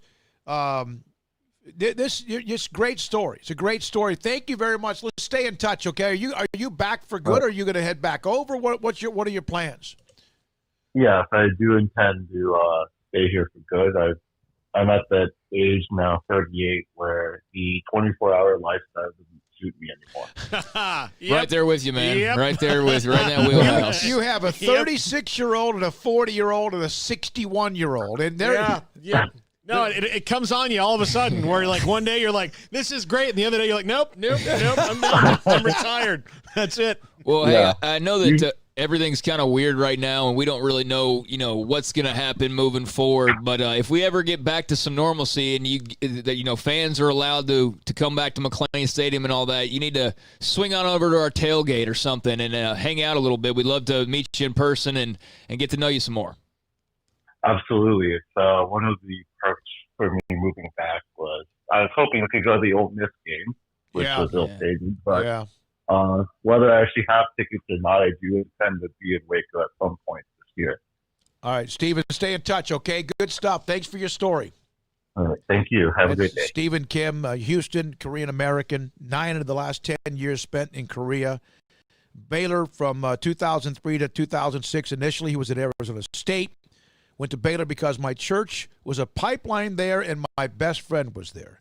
So that's pretty cool. But imagine having to sit up and wait up until 3 or 4 o'clock in the morning, 14-hour difference to watch basketball at 11 a.m. So an 11 a.m. game for Baylor would be around 1 or 2 o'clock in the morning. Yeah. But the 7:30, 6:30 nighttime games, You're talking about when you normally would be waking up on the other side of it at 6 or 7, 8 o'clock in the morning. Man. Florida State had a London program that 2:30 games would be like at 5 in the morning. That I applied to, and I wanted to go in the spring because it would be after basketball, and you're done essentially right before March. Like I could deal with watching March Madness, and then once baseball's in its true run, I'm home for the summer and doing it. And so I wanted to go in the spring. Well, the only time they could get me in was the fall, and I decided not to do it because I couldn't wrap my head around football. That's the first time I've admitted that publicly. I just told my parents I didn't get into it. Oh, my God. Steve, I was supposed to ask him this question because he cooks his steaks in a conventional oven. Now, I've used my broiler, and I've reverse seared. Yeah, that's what I... But he cooks his steaks in a conventional oven. I've done that, like put it on 450 and put it in there on a cast iron skillet. I've done the reverse sear where you keep it in there for it's a good long while, like 30 minutes or something. Then you. All right, I did ask the question. We're going to carry this over to tomorrow, but we'll also come back with this. I just said flat out, name number 1 through 5 the greatest players, football players in Big 12 conference history. Craig, you're the one that popped this out, and we're going to go with it tomorrow as well. 254-339-1122 on the Riverbend Liquor and Wine text line. You want to go through that list when we come back, or we got a break here, or what, Paul? We need a break. All right, when we come back, we've gotten 4 or 5 people who have responded to that and even given a few notes about their answers. This is SicEm365 Radio. Riverbend Liquor and Wine is a hidden gem on Lakeshore Drive and North 19th Street here in Waco. And if you're a craft beer fan, and I know a lot of people are, you need to get to Riverbend Liquor and Wine. Walk into that fridge and just take it all in. And you can, take it all up to the counter, too, if you want to, and try all the different kind of fantastic beers that they have there. Whatever you're into beer-wise. There's so many different kinds. And, look, if you're a person who, like me, is trying to, social distance as much as possible to help everybody out, they've got a great drive-through. So what you do is you go in, you tell them, hey, this is what I want, boom, boom, boom. Like a couple weeks ago, I had a friend in town, and I got a bottle of Balcones for me, and for them I got some nice Moscato. So there you go. They can do that for you. If, say, you don't know anything about wine, I just know I like certain wines. I couldn't tell you anything about it. I don't have that kind of expertise like I do, say, about whiskey. But if you want a good wine for a dinner pairing, or a friend that you're getting a gift that they say they like, Cabernets. Well, they can tell you these are some good ones. This is good. They'll like this, the different kinds of flavors. They can do all that for you. Riverbend Liquor and Wine, family owned and operated, and hidden gem in Waco, Lakeshore Drive and 19th Street. Find out more on Facebook and Instagram. Texas Board Certified Personal Injury Trial Lawyer and Baylor alum David Willis and Baylor alum Parker Willis are ready to help if you or a loved one has been wrongfully injured in an auto accident, SUV rollover, industrial accident, 18-wheeler crash, or were seriously injured by a defective product or recall drug. Call them for a confidential and free case consultation at 1-800-GOT-HURT or visit them at texastriallawyer.com. Principal office located in Houston, Texas. How often have you said it's time to get in shape? Every day, every week, every month, maybe for as long as you can remember? How about starting today? I promise if you'll just join Waco Regional Tennis and Fitness now, you'll thank me later. Hi, this is David Smoke, offering a variety of 40 group exercise classes every single week, including boot camp on Tuesdays and Thursdays at 5:15, plus spin, body shaping, Pilates, yoga, and bar. And there's a free kids club as well. Waco Regional Tennis and Fitness open Monday through Thursday, 5 to 10, Friday, 5 to 8, Saturday and Sunday, 7 to 7, and personal trainers, Christy London and Randall Corley. World-class tennis facility with pros Britt Coleman and Joe Rosa with lessons, camps, and special events. Spacious and clean workout rooms, locker room for men and women, both with a whirlpool and sauna, and now there's touchless bottle filling stations. No intimidation, tremendous camaraderie, an entirely new atmosphere, and yes, you can do this, but you have to walk through the front door. It's time to react today, not tomorrow. Waco Regional Tennis and Fitness on Lakeshore Drive in Waco.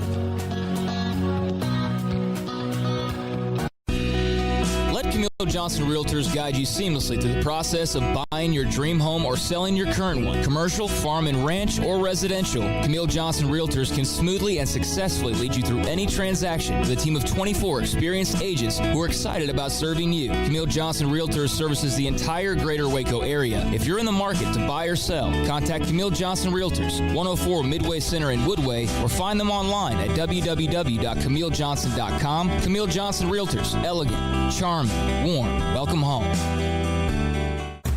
Dr. Kent Petty wants you to be the highest performance man you want to be. Are you sluggish, lack energy? Do you suffer from low sex drive? Petty Clinic Low T offers discounted comprehensive lab work to check on your various levels that can make a difference. It's not only time for you to be the man you want to be with higher energy and stamina and improved sex drive, but also the healthiest and high performance man. Screening for cardiac heart disease risk, EKG, cholesterol panel, blood pressure monitoring, testosterone or growth hormone deficiency, male infertility, hepatitis C, and prostate cancer screening. Petty Clinic Low T offers replacement therapy for testosterone or growth hormones, weight management therapy, and nutritional advice. It's not only time for you to be the man you want to be with higher energy, stamina, and improved sex drive, but the healthiest and highest performance man. PettyClinicLowT.com, PettyClinicLowT.com on Old Hewitt Road, just off Highway 84 in Woodway. PettyClinicLowT.com. Welcome back to SicEm 365 Radio. The SicEm 365 radio app is sponsored by Alan Samuels Dodge Chrysler Jeep Ram Fiat in Waco. Your friend in the car business at Loop 340 and east of 84. Come by. Let's be friends. 5:52 is the time. SicEm 365 Radio. Thanks to Stephen Kim. Also, the start of the show with Drew Pearson. Appreciate his time as well. Brooks Koepka is withdrawing from the Northern Trust. It's part of the FedEx Cup Series or the championships. And it's very not sure he's going to even play in the U.S. Open. The Tour Championship, of course, is what you lead to through the FedEx Cup standings. So Brooks Koepka, he's been battling that knee. Hasn't been quite the same. He didn't look good at the PGA Championship that was played when he just kind of faded down the stretch.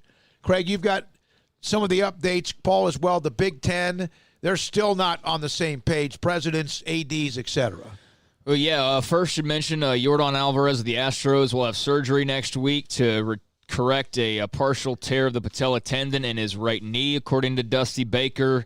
He is out for the season, so there you go, Astros fans. I think that was expected, but now it is official as of an hour ago that Yordan Alvarez will not play anymore this year. And then, meanwhile, the NCAA D1 Council votes to allow fall sport athletes to compete in any amount of competition this year, and it will not count as a year of eligibility. So basically, every athlete in college athletics this year, at least fall sport athletes, so what all is that? That's football, that's volleyball, soccer, stuff like that. Every fall sport, it's a redshirt year for everybody. That includes Charlie Brewer, Sam Ellinger, Brock Purdy. Exactly what happened in not basketball, but baseball, right? Sports, tennis. But this golf. You could play an entire year. You could play the college football playoff if you're one of these fall sports that's moving forward, and then be back the very next year without the year having counted for you. Like, this is going to be something they're really going to have to. I got Max Olson threw out there, and I think I mentioned it. You just don't count the senior scholarships towards the 85. But there's so many other things they're going to have to iron out, like the record books of schools. I mean, is Charlie Brewer going to be on top of every statistical category? Let's say, in theory, he plays this year, starts all the games, God willing, plays next year now because he's suddenly able to do that, and maybe, his NFL prospects aren't bright, let's be honest. So also, does he have every record in the Baylor book because he played like 5 full seasons, because of this? And I know that's so small and doesn't really matter, but still, it's like. This is from a parent. It's very interesting. This is from a parent of a current Baylor senior, or at least can play up to 5 games and not lose eligibility. I haven't seen that anywhere. I'm going off of what Brett McMurphy's tweet said. It says, compete in any amount of competitions this year and will not count as a year of eligibility. Okay. So if there's been some clarification, great, but I have not seen that clarification, so. Yeah, that could be a little bit, again, that's why I put this could be an absolute cluster. Yeah, the scholarships, the And look, again, I think of something so minute like the statistics, the record books, and things like that. That really doesn't matter, but it would matter to me if I was an older player and I only got to play 4 years, and all of a sudden my records are getting broken by a dude who's played like 15 extra games than I have. Yeah. Okay, so if you're the Big Ten and you're losing all this money, you're all these conferences, and no matter what you do, whether you're playing or you're not playing, it's how much money you're losing. But they're all losing it. How are you now explaining bringing on another full recruiting class, and you're going to be paying for, in football, potentially over 100 scholarships? But I thought money was an issue. But now we're adding another 20 to 25 full meal deal guarantees. Plus, we've got the guys who were supposed to be gone a year ago. They're now back, so we're still paying for those guys. So financially, there's questions as well of like, okay, if money's a problem, this just means you're spending more money.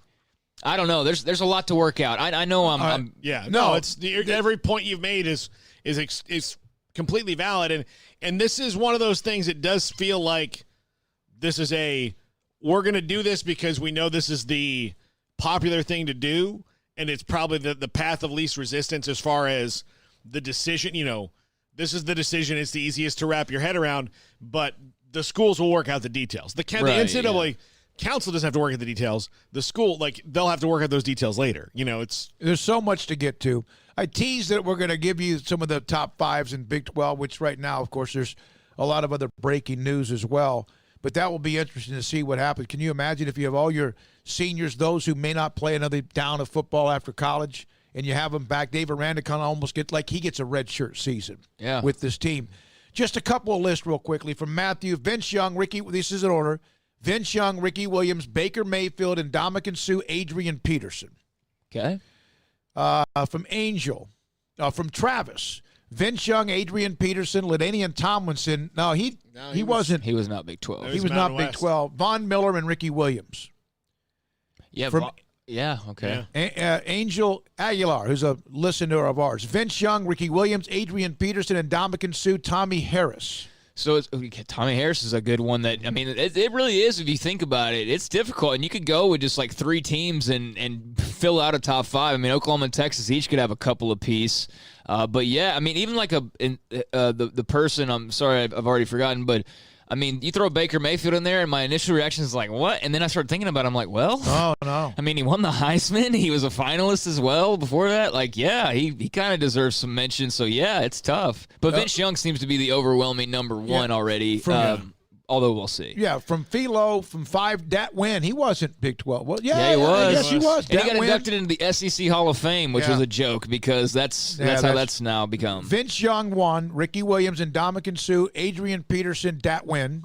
Dat Win should be in Hall of Fame just for being Dat Win. From Sheehan, Baker Mayfield, Vince Young, Ricky Williams, Ndamukong Suh, Michael Crabtree. So those are some. Yeah. Here's one from Anthony. Vince Young, Ricky Williams, RG3, Adrian Peterson, Baker Mayfield. Yeah, see? And there's so many other guys. Now, Vince Young, Peterson, Baker Mayfield, and Ricky Williams are on almost every. And I think you got to put – I think there's got to be a certain category for guys who won the Heisman have to be up there. Right. In the when you're starting your list, put the guys down that won the Heisman and kind of rank them. And then guys that probably should have won the Heisman. Peterson. And Ndamukong Suh. Yeah. John Kincaid on a response to Kevin Warren, by the way. Our thing is official. Sam Bradford won the Heisman, he did. He's got to be in consideration for some of this. Sam Bradford probably won't get much love, but he should definitely get more love than he'll probably receive. And